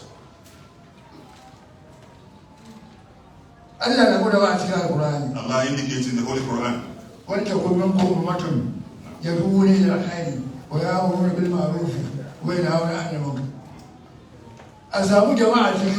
Let there arise among you a certain community who invite people to righteousness and prevent them from doing the evil. And Allah said, if we are able to arrive at this, such are the victorious ones. I can see this kind of gathering. May Allah help us. Our country, may Allah continue to keep us in peace. If we live in peace, Allah has favored us with peace. Just like He favored the people of Mecca of old. He favored them, He gave them His grace. There you are living in peace and security. As you live in peace and experience the joy of your harmony, cities around you are plunged in war and they are killing themselves. And people are being younged and plundered. But you are living in the sanctuary of peace and security. Can you reflect in this particular text? This particular text, we as Ghanaians have also been given this text. As if to say Allah is speaking to us, it applies to us. Oh, you Ghanaians. Didn't I give you a sanctuary of peace in your country? You are living in harmony and peace. There is no war. There is no killing of people. And cities surrounding you, you can see their experience. They kill themselves. Then Allah says that therefore you Ghanaians remember and be thankful to me. Though He is speaking to the people of Mecca of old, but He's saying that Ghanaians remember this favor and be thankful to me. We Ghanaians. Then Allah speaks to us. Did I favor you or I did not? You are living in peace. You and practitioners of other faith, including Christians, are living in peace. There is no amongst you, there is no disharmony and instability. But the nations surrounding you have found themselves plunged in wars. What does Allah want us to do? Whenever He favors you with any of His grace, He expects that. Now. Those who are grateful unto me will be deserving of my increase of blessing. Then I will increase them. But if Allah favors you and you become an ingrate, then may Allah forbid. We don't know what can happen after that. If Allah chooses you for His grace, be thankful to Him. If you thank Him and you see a further flow of abundance, then go back again and be grateful. Go back again and be grateful. So therefore, Allah, we are grateful to you for our peace. That is the reason why we have been able to meet here. So therefore, we can all engage and talk amongst ourselves. Those things that we think are not of our own, to our own benefit, we take them out. Imagine this, we have brought imams from all across the country. These are different levels of imams, including chiefs. None of them has been left out. Different countries have also arrived. I am excited and I'm grateful to Allah for this meeting. Because the Prophet Muhammad has educated us that there is mercy in the wherever people gather. And that is the meaning of this meeting. This kind of gathering is a gathering of mercy and compassion. And then the Prophet Muhammad said it's a torment to get divided. So therefore we are grateful to all of you. Those of you who are the cause of our meeting here, so that we can meet and then help each other. And so therefore we can also deepen the foundations of our peace. No, we have not come here to criticize any person. Yes, to work for our own self and deepen and the foundations of our peace, so that we can live in peace. Even non-Muslims, Allah has indicated to us. Even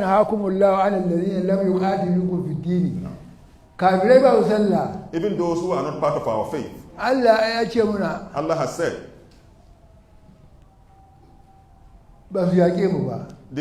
since they have not fought us, and they have not chased us out of our homes, no, that you will treat them, that will treat them with kindness. These are non-Muslims that treat them with kindness. As long as they did not chase you out of your home or fight you for your faith. No, they have not chased you out of your faith.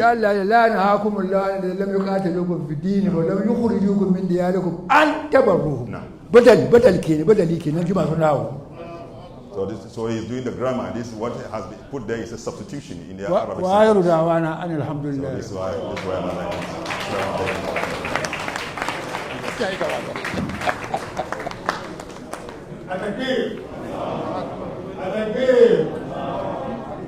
There are a lot of questions coming from you. We thank His Eminence, the National Chief Imam, for this wonderful advice. And I think all the advice were in line with the objective of this particular conference. Thank you so much. On this note, I want to respectfully invite the Minority Leader of Parliament representing the Right Honourable Speaker to speak to us. I thank you.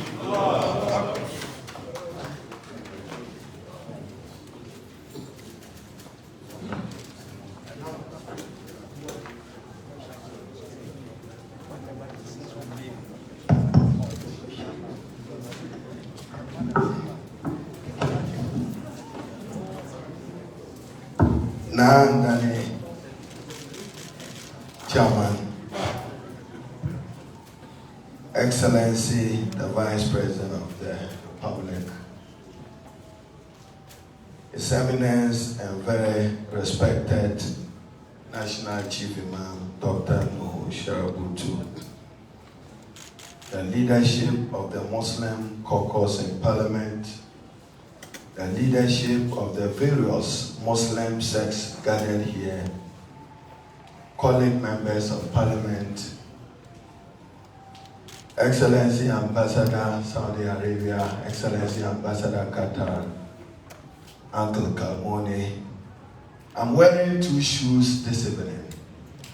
The first is my own capacity as Haruna Idrisu as Muslim minority leader. And the second, to attempt to be in the shoes of the number 3, as I sat by the number 2 of the Right Honourable Speaker of Parliament. Therefore, now, Chairman, permit me, I've assured His Excellency the Vice President that I will not take more than 8 minutes. So permit me to use the first 2 minutes to speak as Haruna Idrisu. What I say in the first 2 minutes, I'm accountable to that. After that, I'll read the text of the Honorable Alban Sumana Bagbe. So now, Chairman, first is to commend past, present leadership of the Muslim Caucus in Parliament for their insight and tenacity together and to make the Muslim community ably led by Eminence No Sharabutu, more purposeful. So do have my commendations, the Muslim leadership, including the acting chairman of the Caucus, the Honorable Muntaka. The second is to attempt to say that beyond today, let the Muslim leadership gathered here under Eminence Dr. No Sharabutu and the rest of the Muslim leadership here and across the country to own what has been proposed by the parliamentary leadership as an annual national conference to discuss matters that affect the Muslim Ummah and to make appropriate recommendations for the good of the Muslim Ummah. Now, Chairman, permit me to commend the leadership. We just saw the brilliance of Dr. No Sharabutu. Even at 100, you still can respect his memory and brilliance in his recitation and understanding of the Quran. He is guided as well. Muslims have contributed immensely to our national peace and stability. Let's not engage in any action that will undermine national cohesion and national peace and solidarity. So under his watch, we should continue to promote living in harmony with other Muslim faiths. But even as we do that, we demand not to negotiate ever, that the right of every Muslim is respected as provided for under the 1992 Constitution, and that every Muslim in Ghana continues to enjoy and have unfettered rights to those freedoms and rights guaranteed under the Constitution, including the freedom of thought, freedom of conscience, and freedom of religion. And we say to them in resolve that we will not negotiate our right to enjoy these unfettered rights as guaranteed by us. My final now, Chairman, is to attempt to make a recommendation that probably the National Chief Imam, if you do accept this annual Muslim conference, and Dr. Armia and Co, you are here to support and guide him, you can always convene this probably a week or two to Eid al-Adha, and arising out of the consultation, you make the deserved announcement that the National Chief Imam will make as to how Eid al-Adha should be observed. And probably we begin to introduce under his watch a theme. How do you want Eid al-Adha observed across the country? This conference can decide on the theme and add it on. Now, Chairman, my task now is simple, is to read the remarks of Honorable S.K. Bagbe. And I do. This first annual conference of the Muslim Caucus of Parliament and Leadership of Muslim Communities in Ghana is a unique and historical milestone in the annals of the history of the Muslim community in Ghana. I'm indeed honored to be part of the conference, and I'm grateful for the invitation. So to Excellency the Vice President, I convey the apologies of Right Honorable Speaker, who was willing to be here. Indeed, he just read a letter from your office communicating what the President has said to him and asked me to rise to represent him and make sure I arrived before you were seated. He adds that the success of any democratic dispensation is highly dependent on the understanding and participation of the citizenry in every aspect of the process where they are required to be part. The formation and creation of various interests and pressure groups with different perspective and orientation is critical to Ghana's democratic process. Today's first annual conference of the Muslim Caucus and Leadership of the Muslim Communities gives me hope and optimism and strengthens my conviction that democracy and the rule of law is on solid grounds in Ghana, permeating our culture, religion, national discourse, and rules of engagement among Ghanaians. Distinguished ladies and gentlemen, the participation of citizens in the process of electing leaders and representatives is not an end in itself, neither does it guarantee the expected dividends that democracy is supposed to deliver. By extension, having a parliament and members of parliament does not deliver democracy. Election and voting rights are just a step in the door of democracy. They are but the means to attaining the type and form of leadership that is desired. Awareness, knowledge, and consciousness among the citizens help to embed democracy. They shape common objectives and shared aspirations. It is only when the citizens do not know what they aspire to that preferences are imposed on them. It will be a Herculean task to listen to 30 million individuals in Ghana and respond to or meet the desire of each one of them. Consequently, it is necessary for people who share common values and aspirations to come together and advocate with a much louder voice and in a way that feeds into policies, laws, directives, and regulations. That, I believe, is part of what this forum is set out to achieve. Ladies and gentlemen, the Muslim community in Ghana is fortunate to have members of parliament. I emphasize that. Members of parliament from both sides. You see, Tampule with his... so, Excellency Vice President, it's only this that unites us. We are united in faith. Islam has brought us together. Along these journeys, the Parliamentary Service of Ghana has offered various forms of support to the Muslim Caucus. The first annual National Muslim Conference under my tenure of office is therefore not an exception.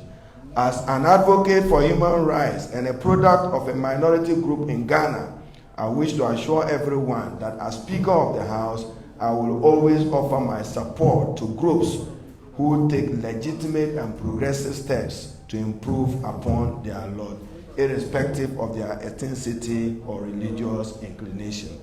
I must state that different Muslim groups have paid courtesy calls on me since I assumed office as Speaker of Parliament, for which I'm most grateful. Indeed, I had the rare opportunity to call on the National Chief Imam, Dr. No Sharabutu. Distinguished ladies and gentlemen, it is my understanding that the National Muslim Conference is to serve as a united platform, a mouthpiece, and an entity for mobilizing Muslim think tanks to advocate and contribute to debates on national policies and other policy alternatives for the mutual benefit of the Muslim community in particular and society in general. I also acknowledge the instrumental role that the members of parliament play in the launching of the National Zakat Fund of Ghana and the Muslim Caucus, again to your credit, the annual Night of Power and the Laylatul Qadr night observed in Ghana. So now, Chairman, this is the speech of the Honorable, Right Honorable Speaker of Parliament. Let me also acknowledge His Excellency the Libyan Ambassador. And now, Chairman, once you are here and you are a proponent of the launch of the Zakat Fund, let me propose an improvement to it so that it becomes part of the issues this conference should discuss. When the Honorable Muntaka made his presentation, he was wondering, how will Muslims be able to finance their programs? We can finance our programs if we all decide today that every Muslim worker makes a minimum contribution of 2% of your annual income to the fund. That will be significant and that will fund our program. So maybe per annum, every other month, let every Muslim think that I'm dedicating 2 to 5, maximum 10% of my income to the Zakat Fund. I don't want to prejudice it. This one, if I said it will not be a campaign for Vice President, I would only be campaigning for the National Chief Imam. So now, Chairman, you could further decide that this fund be a subset of the Zakat Fund and named to eulogize Excellency No Sharabutu whilst he's alive. And that money becomes a fund that can be used for the development of the Muslim Ummah. On behalf of the Speaker, Vice President, I accept my apologies. Alhamdulillah, alhamdulillah, alhamdulillah. Thank you. Sorry. As I pray, we thank Honorable Minority Leader for giving us the statement by the Right Honorable Speaker. Thank you so much. We are now at the peak of the program, and I think once that is done, then we'll be getting ready to finish all. It is time for our special guest of honor to speak to us. But I think I don't qualify to introduce him. And so I will invite our chairman to introduce our special guest of honor for today. Atekbe.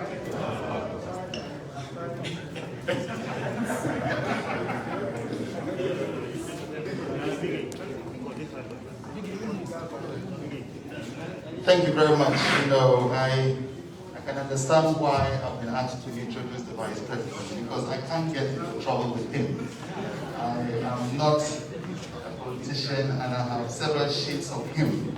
So I can start with a position of power, and that we grew up together, and he's very much a representative of the Ghanaian growing child, whether in the middle or at the lower bottom. He's exercised or experienced everything. And in that capacity, I would say I was his elder brother. We also commonly come from royalty in the north, and as far as he's a royal within the Emperor Kingdom, and since I've taken the lead, I'm his father. So having come from a position of strength, I'd like to say our Vice President, as we all know, is a renowned, well-accomplished economist, a banker, which capacity was my boss, and he's demonstrated his skill at this in Ghana and out of this country with distinction as Deputy Governor. We now experience our Vice President as a leader, as the Vice President of this country, and he has, in no mean way, been pivotal in the success of the ruling government in the first or the second election. My honor to present to you our Vice President, who has spared no effort at any time he's called upon to serve the Muslim Ummah. In all the issues leading up to the commissioning of the National Mosque, and some of the very difficult infrastructure issues around the mosque. The Vice President, working with his boss, the President of the Republic, was able to unravel all of those. And those of you who manage to attend and can still look around, we have the Vice President to thank for everything. And for every Muslim event that he's been invited, he has found time to come. Even as this program was rambling on, I got worried. And I leaned over to him to say, Excellency, if you have time. He said, I will be here to the end. I present to you Vice President of the Republic of Ghana, Dr. Mahmoud Arodi.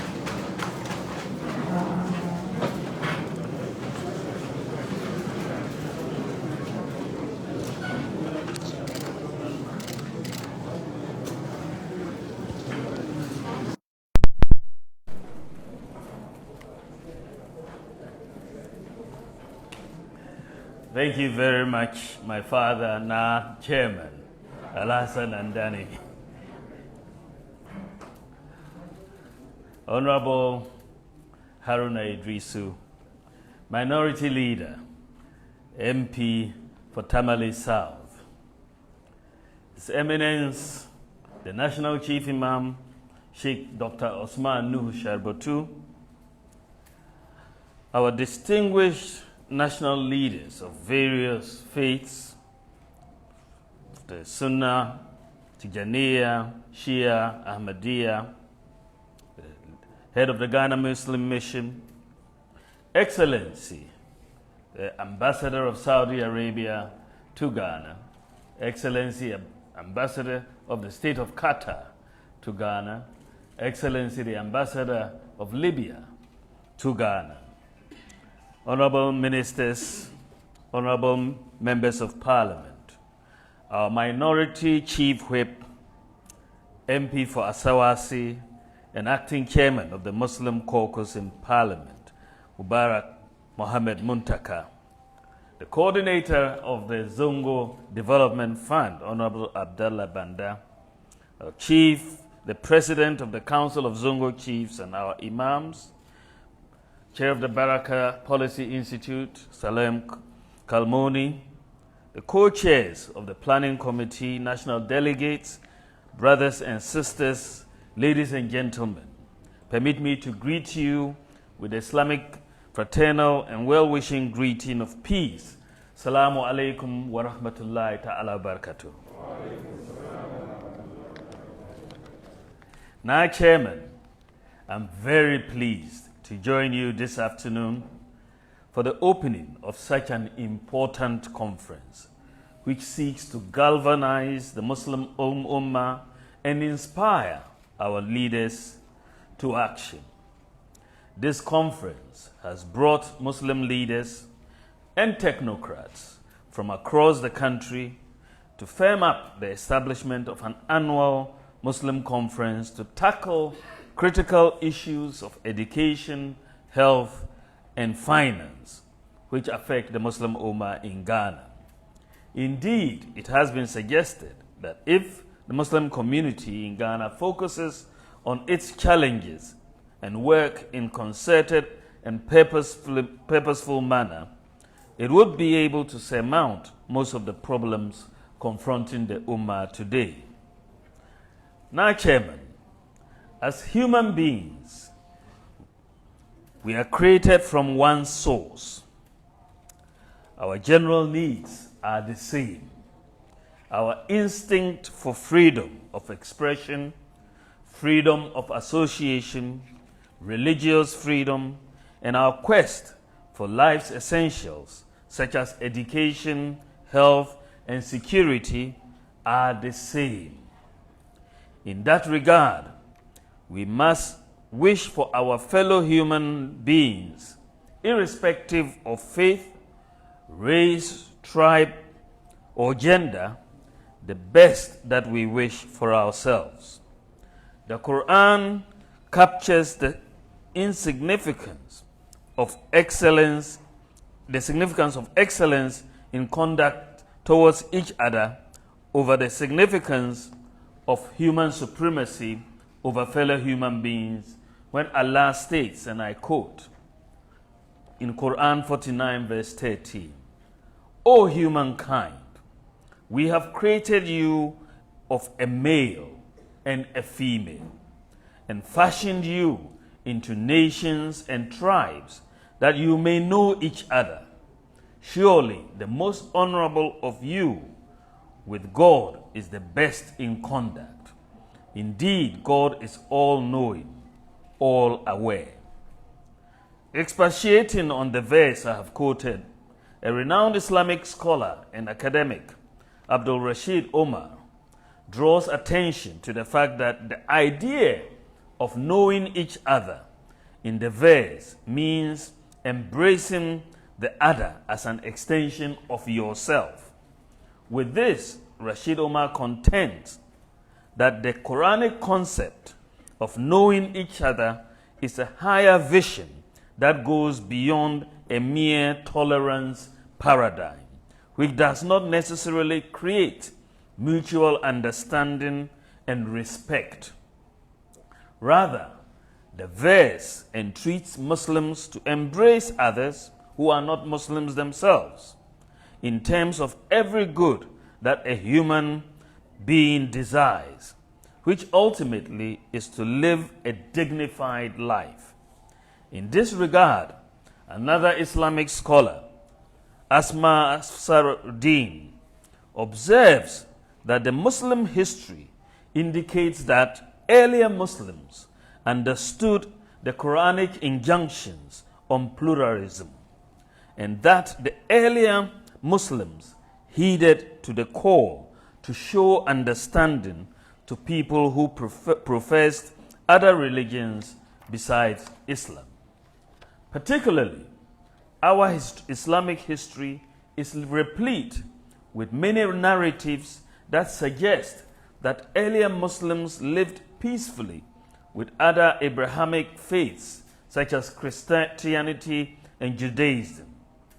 This position implies that the idea of going further than a mere tolerance to others has been the Islamic teaching which should be exhibited by all Muslims.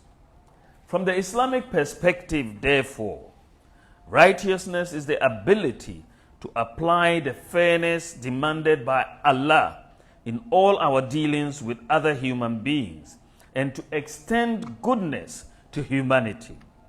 And that is where the rights and obligations of religious people come in. The unwillingness to discharge of rights of others and uphold obligations to others in communities across the world has bred intolerance, extremism, violent agitations and conflicts and oppressions that have brought untold hardship upon the world. The world is not at peace with itself because many have subsumed the rights of others, which have created deep-seated anger amongst victims of human rights abuses. We need intra- and interfaith practical engagements for development, such as this conference, to proffer strategies and action plans to mitigate the day-to-day challenges facing our people. Now, Chairman, I'm proud to say, as an immutable religious community in the country, Muslims, just like Christians, have been involved in nation building.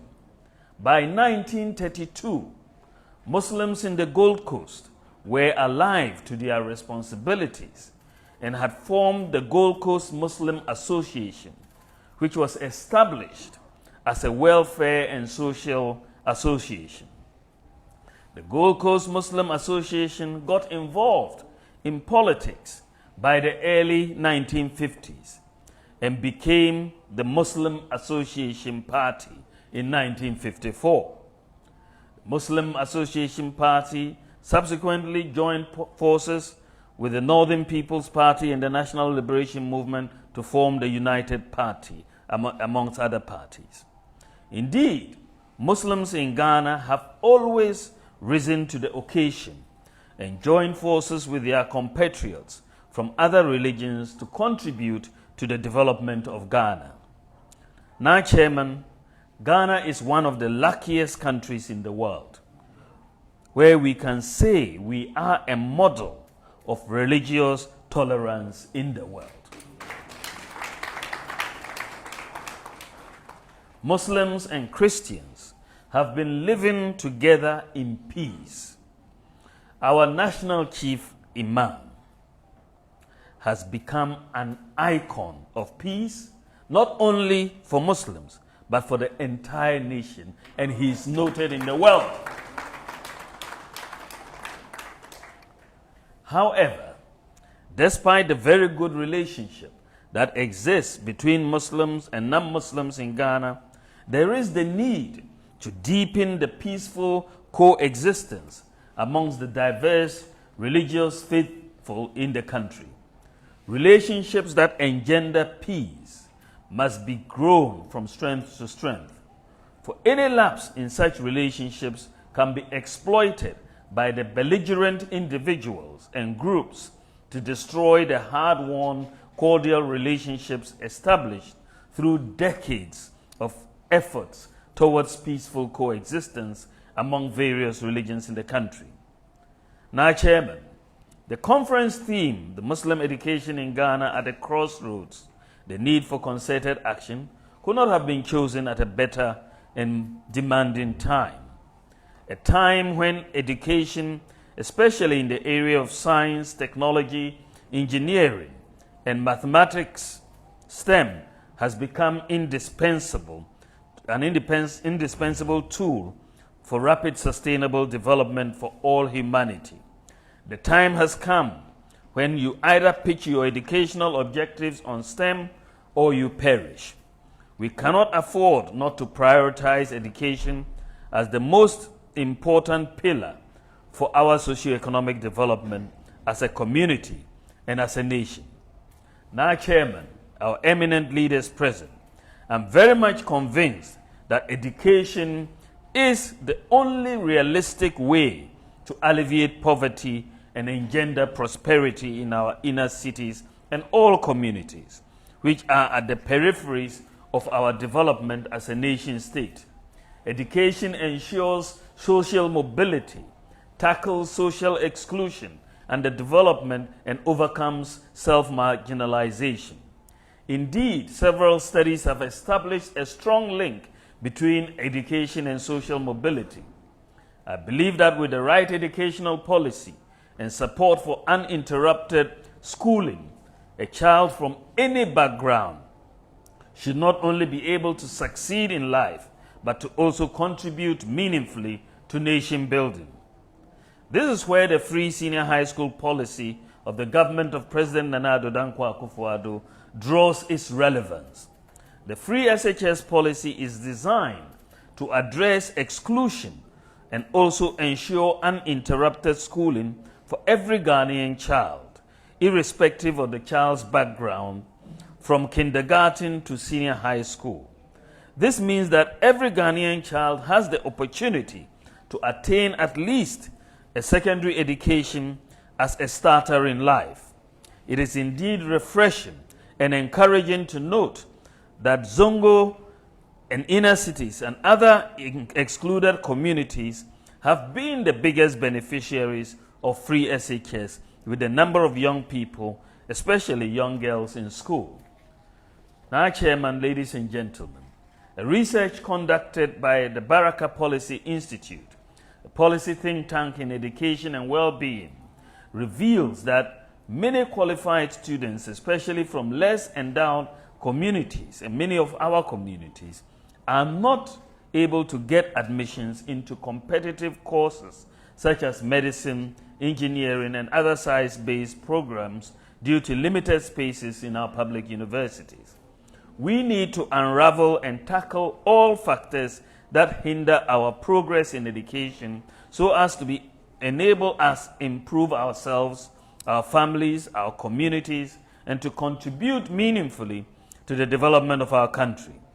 One of the surest ways to promote education in our communities is that faith-based educational institutions should support the efforts of government by not only establishing more educational institutions, but also helping to improve the infrastructure of the existing educational institutions across the country. Such initiatives would undoubtedly augment government's effort towards the provision of quality and accessible education to every Ghanaian child. To address some of the challenges facing largely Muslim Zongo communities in Ghana, His Excellency the President established the Zongo Development Fund. In all, over 119 Zongo Development Fund projects have been completed since 2018, and many more are ongoing. In the area of infrastructure, the Zongo Development Fund has undertaken the building and rehabilitation of access roads, bridges, drainage systems, clinics, chip compounds, toilets, and water systems, as well as many football astroturfs in several Zongo communities in all 16 regions. In the area of education, construction of classroom blocks in many Zongo communities, including Amemfi Zongo, Mansu Zongo, Bogosu Zongo, and so on. Others have also benefited from the provision of desks, building of libraries, as well as 37 ICT centers in 37 Zongo communities across the 16 regions. Still, in the area of education, the government of Nana Akufo-Addo, through the Zongo Development Fund, has also launched a special program to help train brilliant but needy students, specifically from Zongo communities, to become medical doctors. The first batch of this special program saw a selection of 40 young girls and boys from Zongo communities who are currently in Cuba studying medicine on full government scholarship.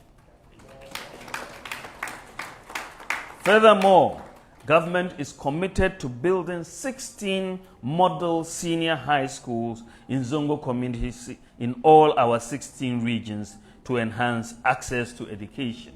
And Honorable Abdallah Banda, one of the first things you will be doing is to at least begin 3 of the 16 this year of the model schools this year under the Zongo Development Fund. So that is your challenge. They have to deliver. I therefore wish to urge all participants in this important conference to take the deliberations of the conference very seriously in order to achieve all the expected conference outcomes for the post-conference implementation. In the light of this, I'm very happy to note that there is a draft deed for discussion and adoption that seeks to institutionalize this conference in order to ensure that key conference outcomes are implemented for the needed impact. I wish to thank the Muslim Caucus in Parliament and our eminent leaders, as well as organizations and individuals who have played various roles to make this important conference a reality. On our part, I wish to assure our leaders of government support for this important community initiative that seeks to empower the deprived segment of the citizenry in the area of education, healthcare, and finance, as the conference's thematic areas indicate. On this note, I wish to declare the 2021 National Muslim Conference duly opened. May Allah bless you all and bless our homeland Ghana, and it is my expectation that with a concerted interfaith effort and in partnership with various stakeholders, especially our brothers from the Christian religious and sisters from the Christian religious divide, the Ghana Muslims Conference will chart a path which will make meaningful contributions towards the development of our country. Assalamu alaikum wa rahmatullahi ta'ala wa barakatuh. Now go there. Thank you. Now go there. Thank you.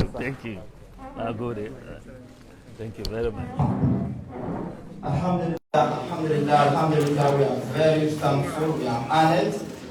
This is an excellent presentation by all standards, language and logic, content and delivery. We are thankful to Almighty Allah. Now,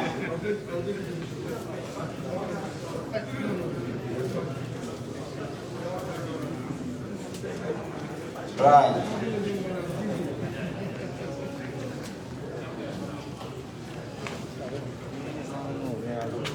We are honored by the presence of the dignified personalities here. We are also assured of their assistance. We rely on them. We are fascinated by their presentations. Let me repeat that. A presentation by His Excellency, the Vice President of the Republic of Ghana, is fantastic by all standards, in language and logic, in content and delivery. I go straight to the charm of the function. Now, Alasan, and then for his closing remarks. Well, thank you very much, and I think it's been a very thorough conference. We cannot stop thanking the leadership of the Muslim Caucus in Parliament for their leadership. And as one of the speakers said, it's very easy to launch initiatives, but the most important thing is to sustain it. So we are going to continue to rely on our parliamentarians to continue to provide us focal leadership to sustain this great initiative. We could not be thanking or acknowledging the leadership of the Parliamentary Caucus without acknowledging the continuous support of the parliamentary administrative staff. So whilst we have had Muslim parliamentarians come and go, we've been blessed to have a fairly permanent administrative corps. Al-Haji Mohammed Unusa and the team have provided continuous support to the parliamentarians to keep this initiative going. And we need to acknowledge them and to continue to urge them to keep the leadership on their toes to continue to support us. Your Excellency, we've also heard all the faith leaders commit very strongly to this conference. And your concluding remarks and opening of the conference, I believe the deeds will be signed. The acting president or the acting chair of the Parliamentary Caucus outlined the purpose for this conference. The summary of it is that we need to galvanize around 4 thematic areas to coexist peacefully with ourselves and our country. And I think that was really summarized by Sheikh Umar when he said, our faith falls short if we do not mobilize resources to get ahead. And I think we should take that very, very seriously. Then we had our own eminent national chief imam, literally almost like a 40-year-old.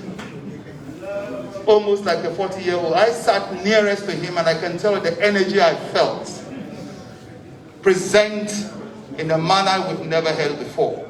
We want to continue to pray that Allah subhanahu wa ta'ala leaves this leader with us until all of these initiatives find firm foot, not only among Muslims, but in this country, Ghana. And it is on that note I want to take very seriously the suggestion